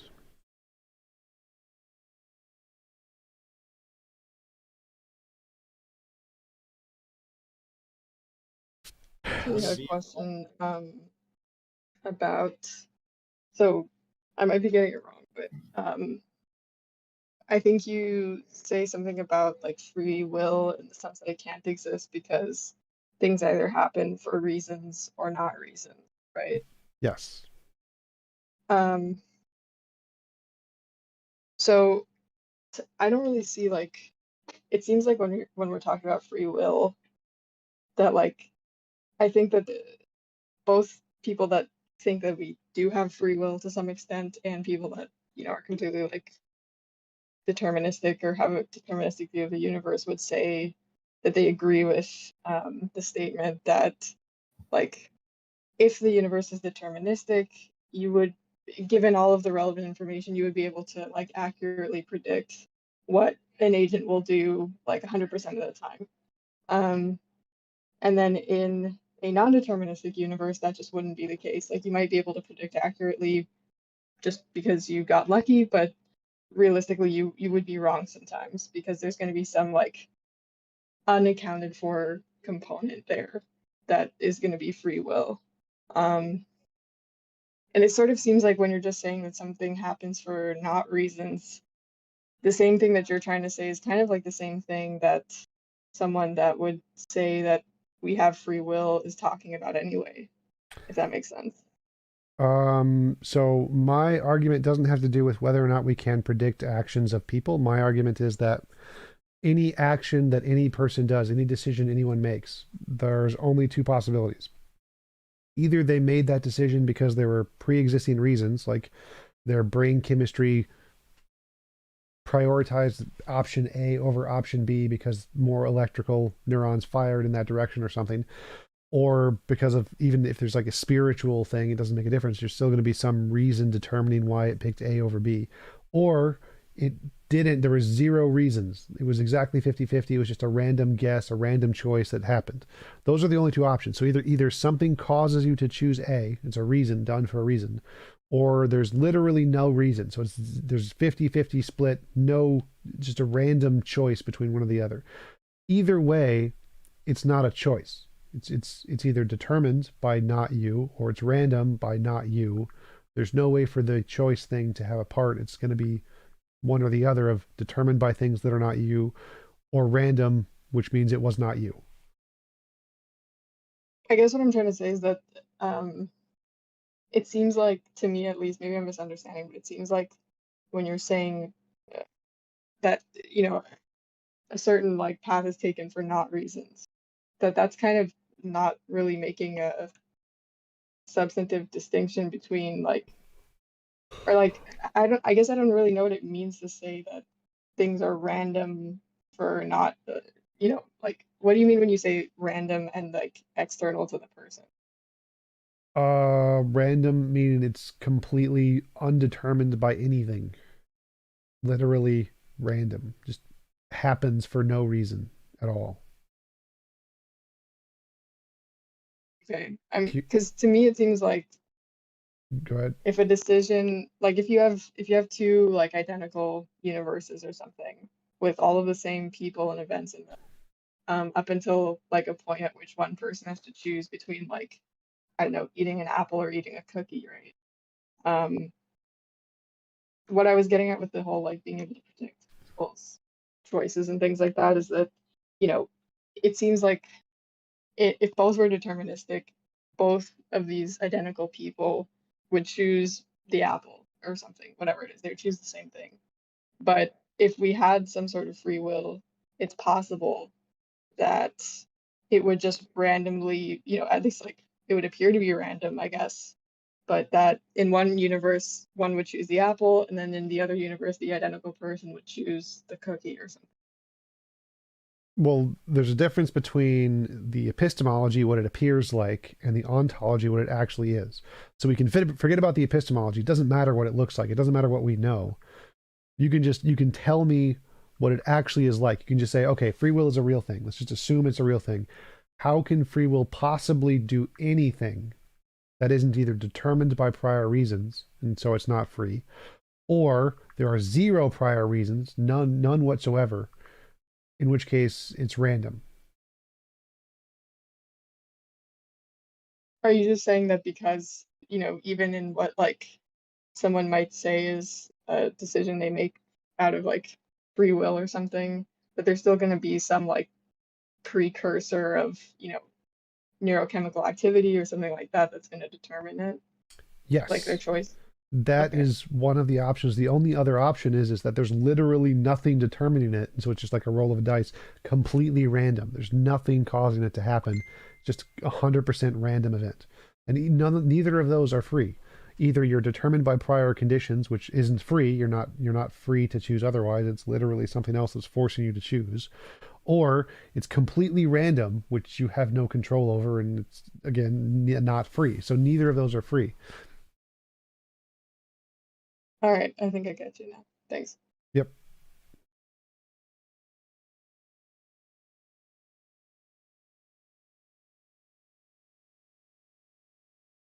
So many words. Who posted a paragraph, Tenma? Can you make it like a sentence?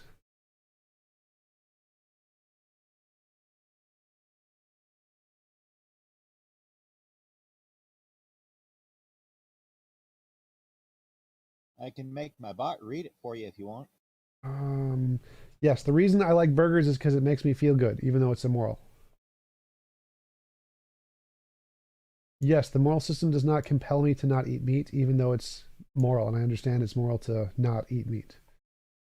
Personally, yes, there's definitely an element of personal preference where my desires overtake my moral framework.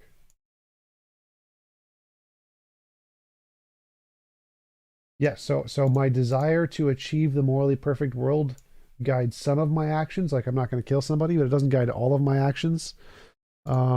Like eating meat, I'm still going to eat meat. So yes, my moral system, I have a motivation to want to achieve my moral world, but that motivation is less than my motivation to eat cheeseburgers and pizza.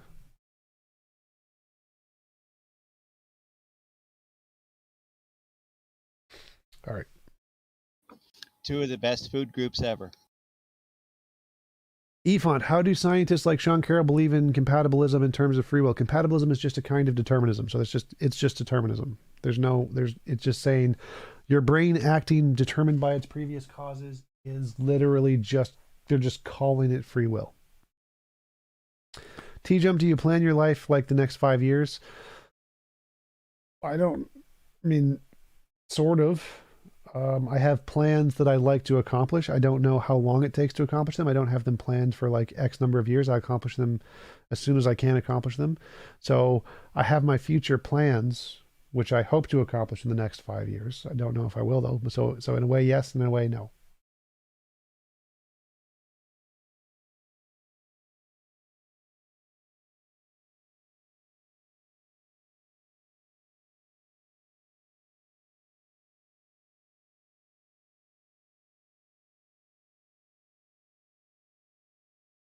TJump, do you think Sijuwade was taking into account anything about the universe in his theory?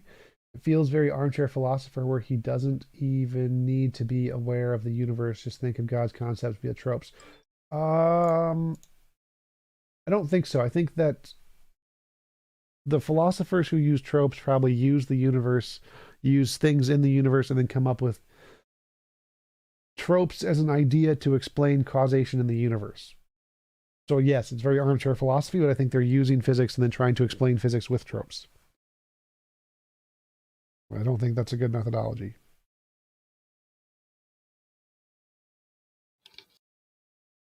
TJump. Yep. Here's one for you. Would you ever want to try a Team Skeptic style debate? I think I've been on Flat Earth shows. Like, what is a Team Skeptic style debate? Basically, you just go at them full out, like Team Skeptic does.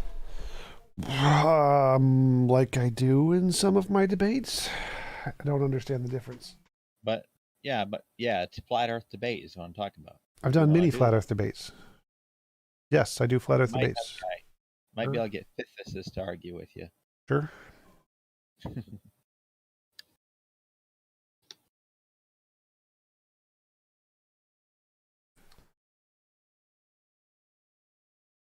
When Sijuwade said metaphysical data, what do you think he meant? Just explaining the stuff that we see, essentially. Coming up with concepts that explain the data is essentially, I think, what metaphysical data is supposed to be. Rayra says, I prefer the TJump style. I think I prefer my style too. I don't really know what Team Skeptic style is, but I like my style.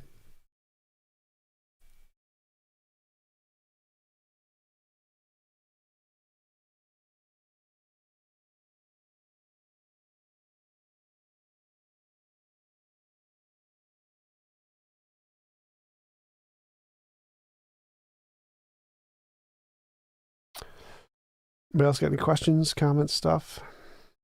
TJump, am I cool? I'm actually kind of warm right now. It's kind of hot.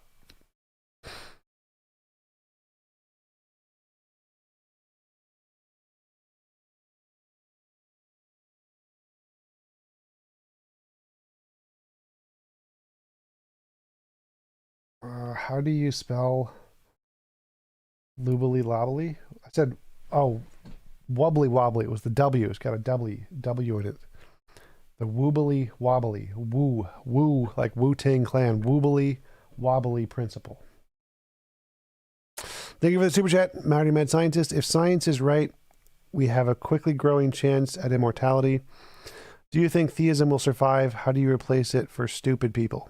How do we replace it for stupid people? Once we gain technological immorality, religion will die off very quickly. Very, very quickly will die off. It's essentially around as a coping mechanism with death and a motivation mechanism. And as soon as we replace morality and a fear of death, then yeah, religion's going to be gone within pretty quickly.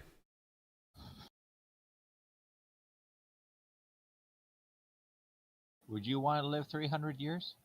Yes, I would like to live forever until I decide to not care. I don't know about forever. It's a long time, but wouldn't mind getting a few hundred years. Or at least until civilization collapses, I can say to myself, I told you so. Can you even imagine if we lived to like 930? Like we had another 1,000 years of like technology and stuff.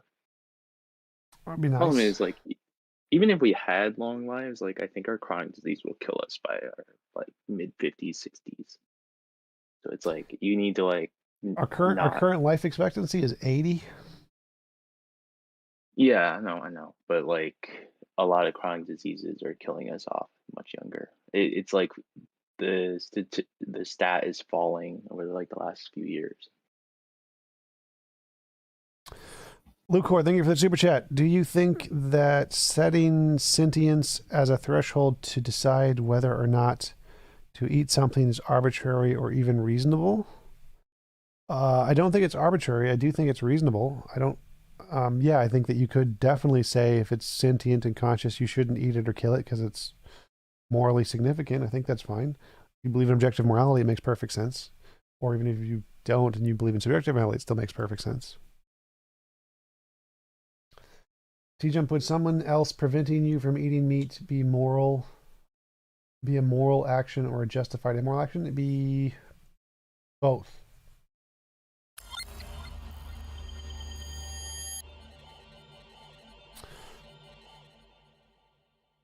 So it would be a moral action to protect the animal. Is it morally protecting the animal? And it would be a justified immoral action to prevent me from eating meat because it's. I guess it would be immoral. I don't know if it'd be justified because it depends on if we have the ability to have enough food to feed everybody without that. I don't know if it's justified or not. It's definitely immoral. TJump, would you marry a rich woman if she was extremely attractive and about 20? Lin Yin Chin, sentiments you hold on Terence McKenna and his life philosophy conveyed through the 90s in public speeches? I have no opinion. I don't know who that is for the most part.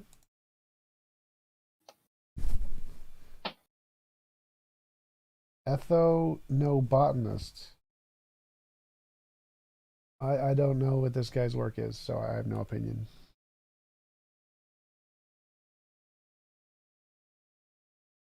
TJump, I don't understand what the difference is between explanatory power and predictive power in Josh's paradigm.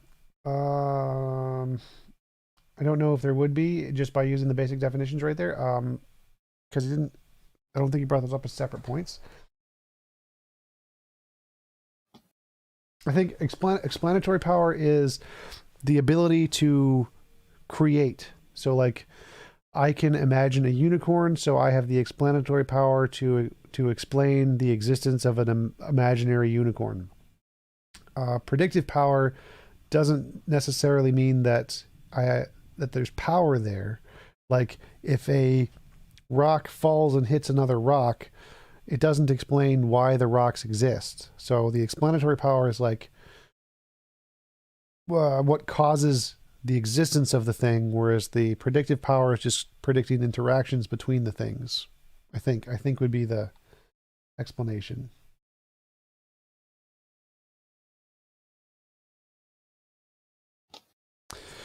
Mr. Boss, TJump, do episode about autism and how to deal with it. I don't really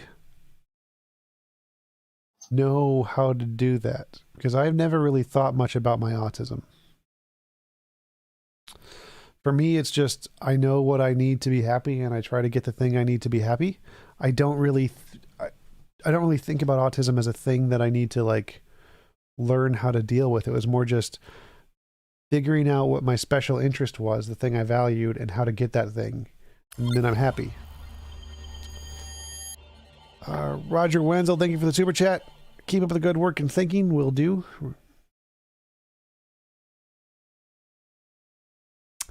Jojo Freelancer, what kind of autism does TJump have? I have high functioning autism.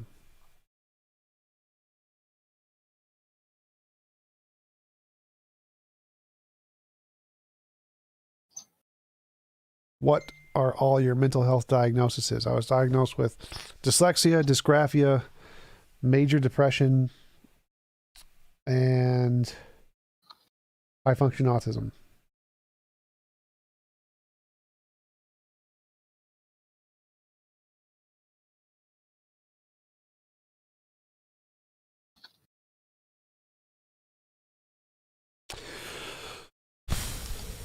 TJump is obviously high. I do not smoke or drink. I don't do any drugs because they don't make me feel good.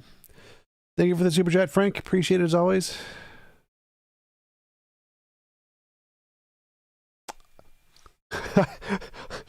Brian Harper. TJump is not as obviously high, and then space, enter, next thing functioning. Mr. Boss, do you like school? No. I hated school. School was miserable. Excuse me, TJump. If they think you're high, what am I?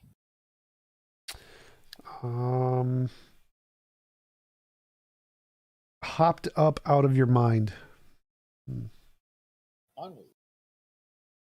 Tinma, was your autism diagnosed? Yes, it was diagnosed by one of the leading autism experts at the time, Mark something. I forgot his name. Yes, I was diagnosed by an actual doctor, and I got covered on my parents' insurance till I was 26, or no, I was covered till like last year. So yeah, I was actually diagnosed and got medical coverage for it.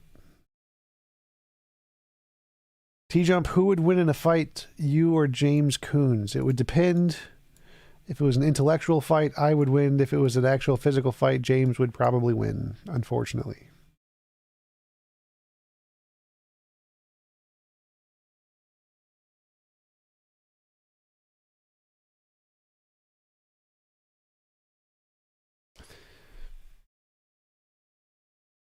Let's hope it's an IQ fight.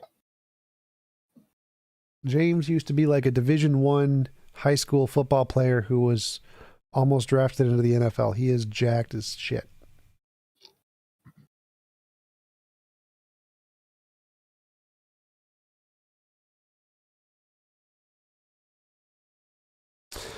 Neat Books, do you still lift? Nope. I kind of, as soon as I got my happiness and no longer solved my depression, I stopped caring and stopped exercising, and I've gained like 40 pounds. I'm like at 240 right now. I'm super fat.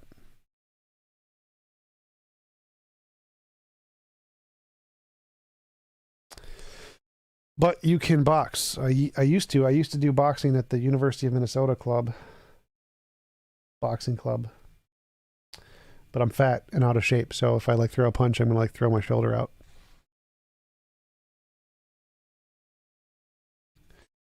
Yes, James is jacked.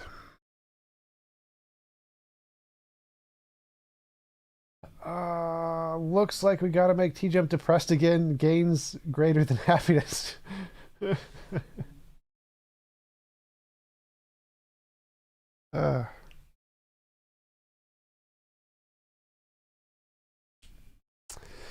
Is the righteous gemstones amusing you? What is the righteous gemstones? Thank you for the super chat, Lucor. No, what you do to get relaxed is just dig the Kraken out of the liquor cabinet and sit back with it. I don't drink. It's disgusting. Alcohol is disgusting. What is righteous gemstones? Lucor, follow-up question. When I asked if they would eat an animal that was hypothetically made non-sentient, most vegans replied, not a chance in hell. Is that hypothetical? No, there's synthetic meats, and vegans are usually okay with synthetic meats. But I mean, if you can create like a brain and everything, you could probably assume it's physical. So like you'd have to create just the muscles, which is what synthetic meats are. TJump, can you beat infrared? Infrared is a short, little, puny guy. He's like 5'4". He weighs a third of what I do. I would almost definitely beat him in a fight. Also, he can't box. Like he turned down a boxing match with Dylan Burns, and Dylan Burns has like he did one fight once. So the fact that he was I'd probably beat him.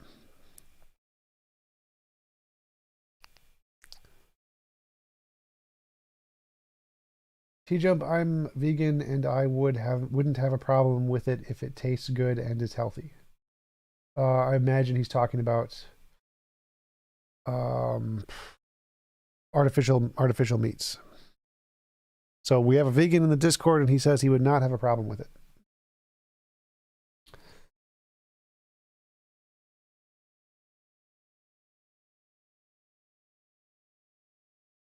Do I smoke weed? No, I do not smoke. I have smoked it. I don't like it. It does not make me feel good. It makes me feel not good.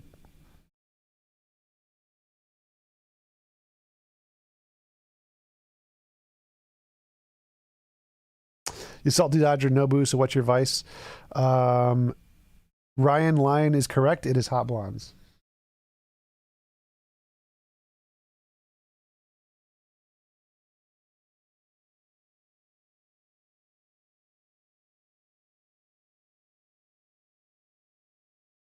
Would you debate Ali Dawa? Sure. I'd debate anybody. You got to get him on the show.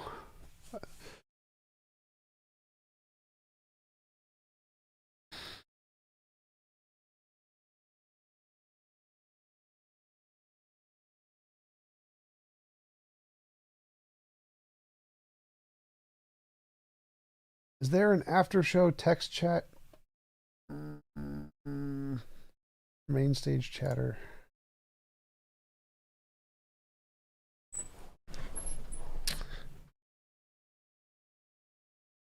Do I have a girlfriend? Sort of. I have like a sugar baby more than a girlfriend. Yeah, I'd like to debate Muhammad Hijab also.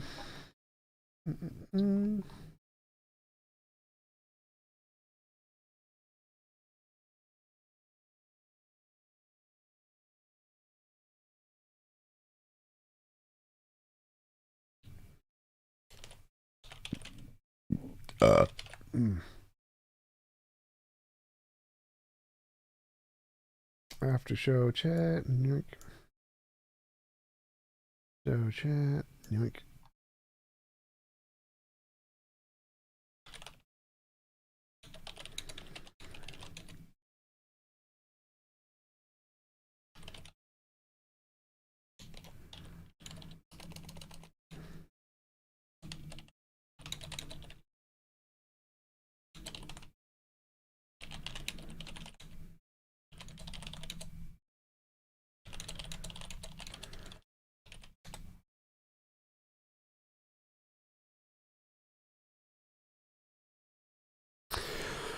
Would I debate a prostate prophet? Sure. Wait, isn't he an atheist? He is. What would I debate him on? I've got no clue.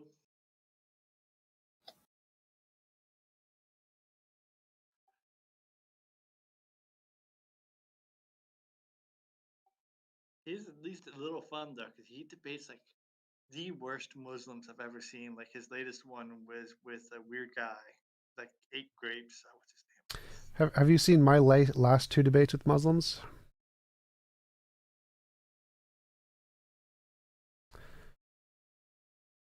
I mean, the last two, I don't. I mean, there was that one guy recently that was pretty bad, but this is like a podcast journey people bad, where like like the last two guys I debated, like one of them, the second one wasn't awful, but the first one was like, the beauty of the Quran is the evidence of the truth. I'm like, so stupid. They're so bad. I think it was the same guy Muslim apology or apostate prophet debated. It might have been.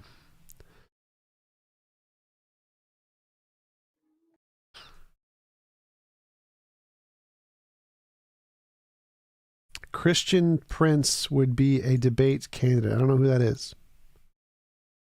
Christian Prince. Christian Paste. Christian Prince. Oh, he's a Muslim guy? Christian Prince YouTube. Can you send me a link to his YouTube channel so I can like find it? Send him an invite. That one might be at favorites bar.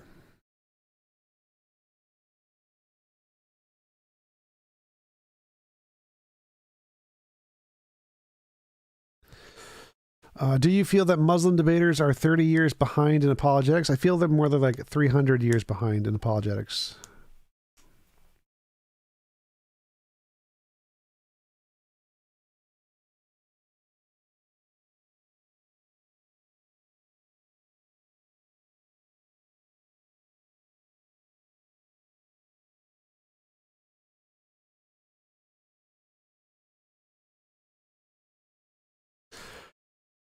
What do you think about starting college in 30 plus? If you have the money, I think college is a gigantic waste of money, but I think if I had the money, I'd definitely do it for the parties mostly, not because I want an education.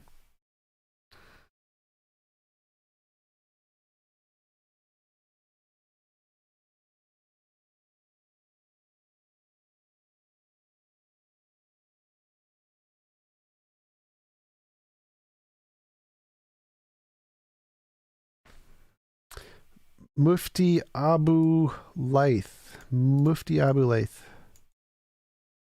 Like, if you guys can get these people on the show, like send them an email, see if they'll come on the show, because I don't know how I'm going to get them on the show, especially Muslims like never come on, almost rarely.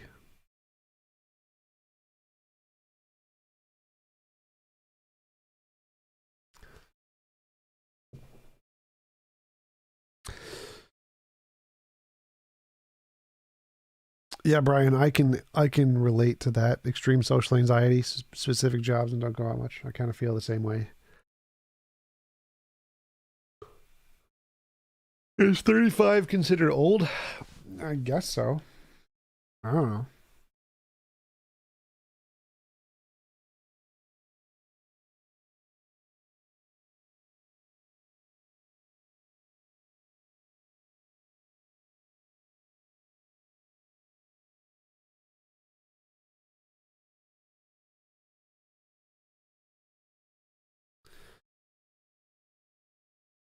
Thanks, Jojo. You send it in the probably, yeah, private chat. We'll check it out later.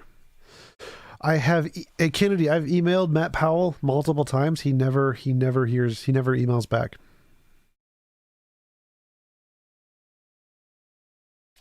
Isn't James going to college right now? Yes, James is going for his PhD in like business psych at Colorado. He's also like an associate professor or something there.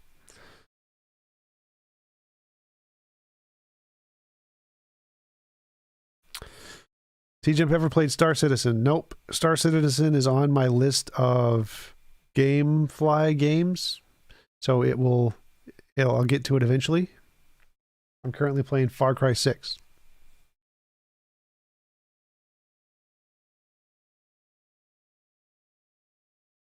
Far Cry 6 is a pretty fun game. It's not as good as Far Cry 4. Far Cry 4 was amazing. Far Cry 3 was pretty amazing. Far Cry 5 sucked balls. Salty Dodger, any plans to come to the UK and do some live debates? If someone pays for the trip, I will go. But I cannot afford to pay for the trip. Hello, people from, is that Twitch? Dying Light is also on the list. Dying Light is also on my GameFly lists, so I'll get that eventually. Efont, what is your favorite video game ever? It is definitely Ninja Gaiden 2. Ninja Gaiden 2 is the greatest game ever, objectively, in the world. You sure that can't be subjectively? Nope, it is a fact of the universe. God himself could not change it. Logical law of the universe. Not my favorite game. It's because you're silly. You're just wrong. No, it's just I have a Factually wrong.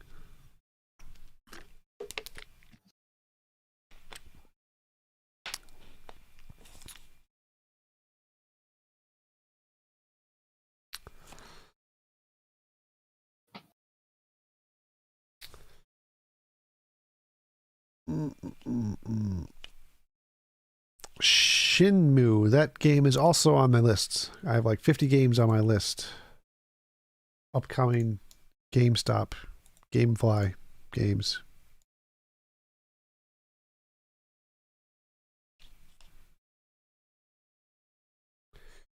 What about Sifu?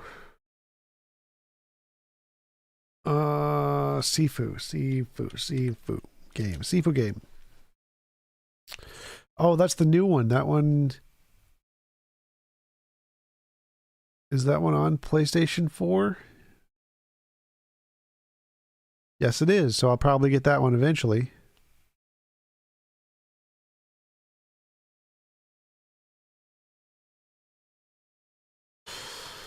Gamefly.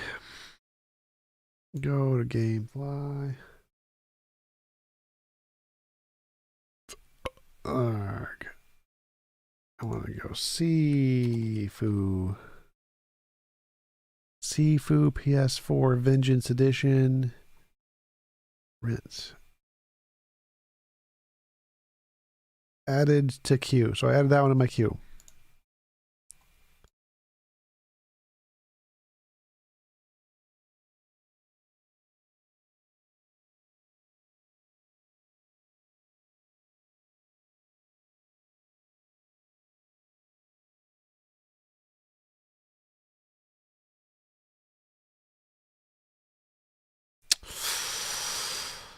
Oh, there's a new Horizon Forbidden West coming, but I need to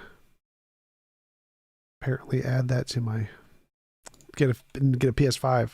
Oh no, it's got a PS4. It's got a PS4 option, so I don't need a PS5. I don't need a PS5. All right, that's good.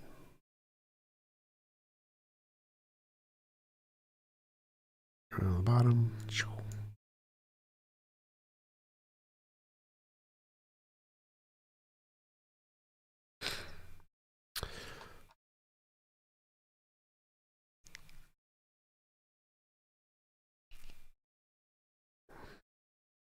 Time is it? It's 1:20. I have another debate at 3, I think.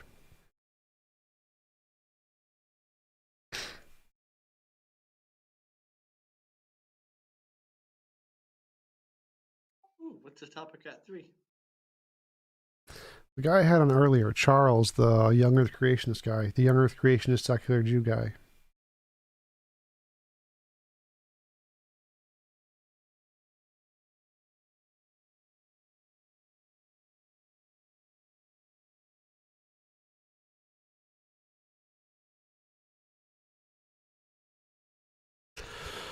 My good friend William Lane Craig, or Capturing Christianity or Inspiring Philosophy. I like these guys. I've debated Inspiring Philosophy before, but I haven't heard back from him since then. I've been on Capturing Christianity, but haven't heard back from him since then. Have not gotten William Lane Craig yet. Cameron nearly makes me sad. What? Like before, I used to at least think he had some stuff going on, but lately his arguments have just been worse and worse. Oh, Cameron? Yeah. TJump, what would you think about Sam Harris? I think Sam Harris is really interesting in a lot of ways. Definitely like to have him on my show because I'd get a lot more views for sure.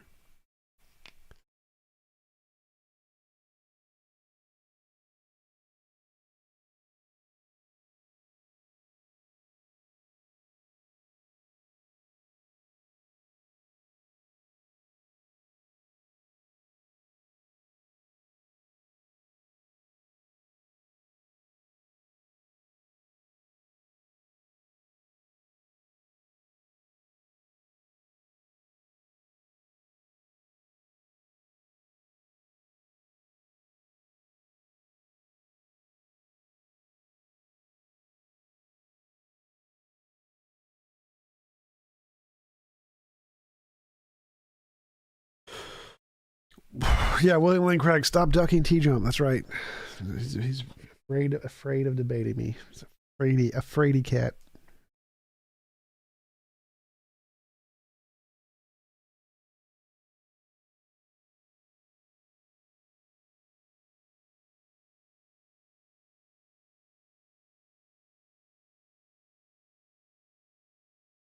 So what we need to do as a community, get TJump to buy a tabletop simulator. I don't know what that means.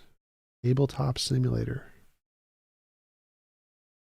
So, Tabletop Simulator is a game that allows you to play almost any board game. You can like find people who have made these in this engine, and then you can just play. And most of them are for free. So you can play like Settlers of Catan, Secret Hitler, all those games. Only buying the base game. You buy Tabletop Simulator, then you can play all the rest for free. For what? PC. PC tabletop simulator. Yeah, it should be on Steam as for sure. It's on Steam. I don't know anywhere else. I think you can get on tablets too. I think.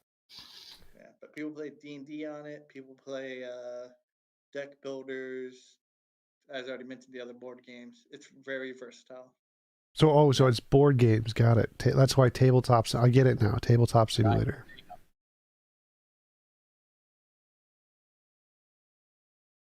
That's why I think you can get on tablet as well, because still limited power, but nothing for one of them.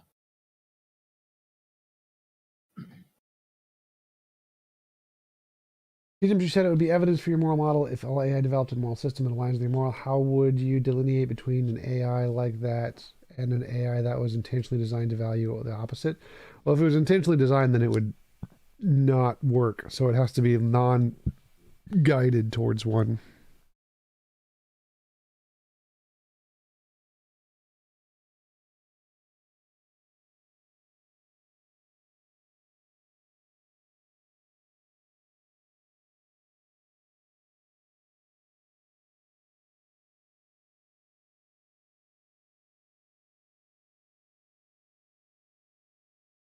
Tom, how you doing?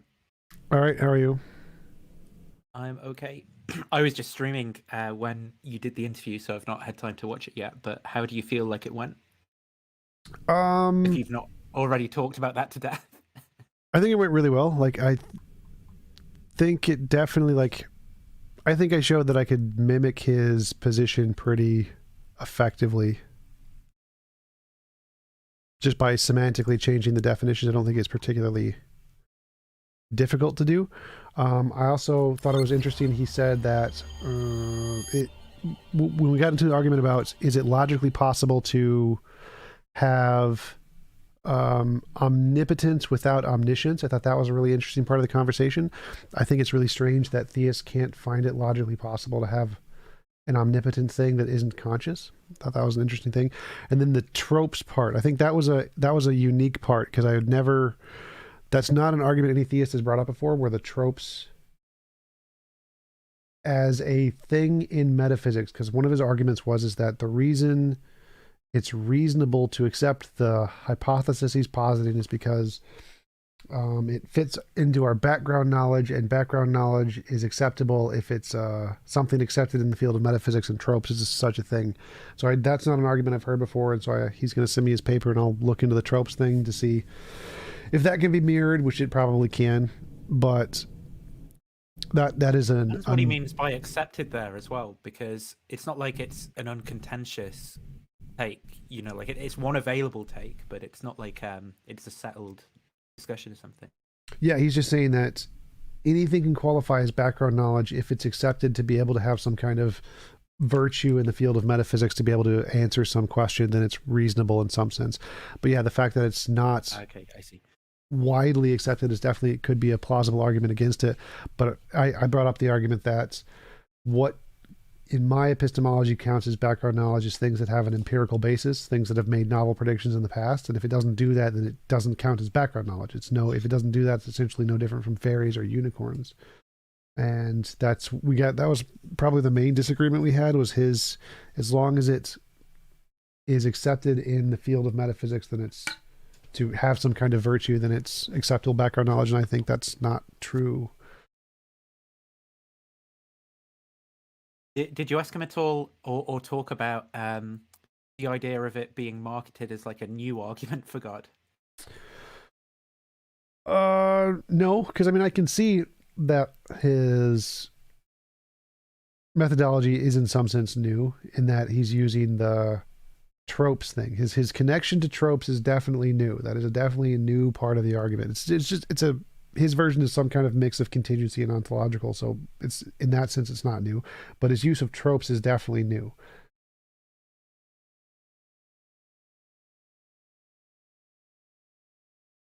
Like, I've never heard tropes being posited as a reasonable thing to use as a basis to come up with some kind of metaphysical explanation before, so that part's new. So how did he get from tropes to God then? God is a just trope. that they need to be grounded. Oh, okay, right. So yeah, his argument is that his argument had like 3 or 4 parts that we went into, the parts that I mirrored. There was a whole bunch more parts in his definition of what qualifies as a trope that we didn't get into. So in the 2 hours we talked, we went through the 4 parts of his argument. That starts with the definition of God, which is omnipotent and perfectly good. And then there was a working hypothesis, which was I forget the word, it starts with the D, but it means that anything that is good will expand its goodness, or goodness diffusion, that's it, diffusion principle of like goodness diffuses. And he says then he has an assumption where existence is good, therefore there's an entailment that because God is definitionally omnipotent, which requires him to do all perfectly good actions, and with the working principle that goodness diffuses, he will necessarily create existence because it entails goodness. That was his argument, essentially. But I find those views interesting as well, because it's like, so I guess you could say God still freely creates, but it's like God had to create. Seems more like a kind of machine or something, than a sort of personal agent doing something with their free will.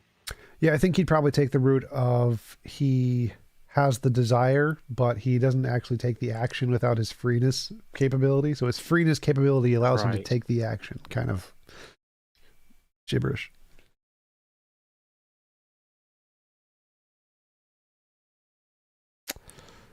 Yeah, I think it was a good conversation overall. Definitely productive. Not like my past 2 with the Muslims. Those were not productive. I'll have to watch it back then and see where it goes, because I've seen him, going around on a few of the Christian channels, and obviously the Christian channels, being what they are kind of like marketing it as like this new incredible thing. But I've not really paid much attention to its contents. But it seems like there might be some interesting parts to it there. But I think it sounds as well like it's going to have all the same problems as all of these arguments, right? Which is that there's a bunch of really contentious metaphysics involved. It doesn't necessarily get you to the Christian God, and it's not convincing for the vast majority of people. And you need to study like tons of philosophy just to even be able to understand what the argument's getting at, which is maybe a knock against like if it's meant to convince ordinary people of God's existence. Yep, I think it definitely, all of those would be valid criticisms of the argument for sure, especially the tropes references. And I would say that, I think the bigger problem is that it's not justified to say that metaphysical concepts act as some kind of justification for knowledge beliefs in that sense. The fact that philosophers think that these metaphysical concepts are useful in describing stuff, I don't think actually means that they're reasonable to believe are true. I think they're more just abstract labels we apply to things, which would more likely correspond to some physical field of some kind. Reality is probably going to describe this. Physics is probably going to describe this, not philosophical concepts. So I don't think trusting in the philosophical labels we make up is a reliable way to gain knowledge. So was that something that came up in the conversation? Sort of lots. Was he saying like this is the way the world, this metaphysical story is the way that the world has to be in order for us to have knowledge? Or is that something? No. Out of what you just said? He was saying that this metaphysical story of tropes is a justified way to establish knowledge because it fits it's something that qualifies as background knowledge. If you can make up these metaphysical stories, it qualifies as background knowledge, which is one of the 4 criteria he established as what determines a good explanation or good hypothesis. Right, and then God is one of them, and you get it for free somehow. I mean, I'll have to listen back and see what's said specifically, but yeah. So he did the classical Bayesian things, the simplicity. I think there's another S in there. Predictive power, background knowledge, and I forget the 4th one. But we never talked about the bottom 2. We only talked about predictive power and background knowledge. He made a Bayesian argument. He put all this in like some kind of Bayesian argument. No. He's just using the basic criterion of the. Like my problem with Bayesian epistemology is the fact that you can pack all of the dubious claims into the priors to make it seem like the argument is more reasonable than it actually is, because you can say that like one of the things is if it explains the past data, then it has predictive power or explanatory power. So like if there's a gold brick in my room and I make up a hypothesis of a leprechaun who likes gold bricks, that would explain the data of a leprechaun. And so it fits that criteria, the Bayesian criteria of predictive power in that sense, which I think is terrible. Because he's taking it from Swinburne, and Swinburne uses the Bayesian stuff. Yeah. Oh, I actually saw, I read something recently about, apparently Swinburne says he's doing a lot of stuff, but he's not actually like doing that in terms of the format that he argues in. Like he argues in terms of all these likelihoods, like this is more expected on theism than not theism. But then he says like he's making a C inductive argument, and apparently C inductive arguments are arguments of the form like this raven is black, this raven is black, so all ravens are black, and apparently Swinburne's a bit confused about what he's actually doing in terms of the argument that he's making there. But yeah, I agree with you in terms of those criticisms. The problem with all this Bayesian stuff is it can give some of these theistic arguments a kind of air of credibility, like they're somehow mathematical or they're scientific, and then it requires you just learning a ton of stuff to realize that there's something fishy about it, to be able to put into words exactly what's fishy about it, when you can kind of see that there's something fishy about it from it going on from the start. Yep. Yeah, and it's used as like almost a weapon in that way, where it's like, well, now either you're an irrational person, an anti-intellectual and stuff, or you've got to spend like hours and hours and hours reading all this stuff about just to be able to say, like, I don't know what the prior probability of God existing is, so I can't use Bayesianism on this question or something. Yeah, I think that's a really. I mean, I enjoy that theists do that. That they put a lot of challenging thought into their arguments to make it look like it's really, really compelling. Because it's a fun game to try to decipher that stuff. And so I do think it's deceptive in a way, but it's also fun. I enjoy it. So, but yeah, I think you're right that they hide the fallacy in the arguments to just try and move around the dubious parts of their claims to make them harder to find. And in Bayesian epistemology, it's always in the priors. They just put it in the priors. God just has a really high probability, therefore it's fine. It's fine.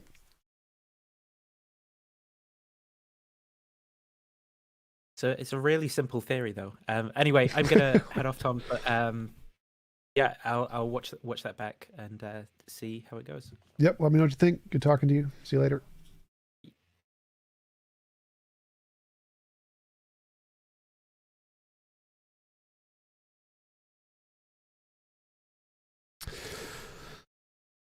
All right, guys. I am going to take a nap for an hour before my next thing. I will see you guys later in like an hour. Peace out.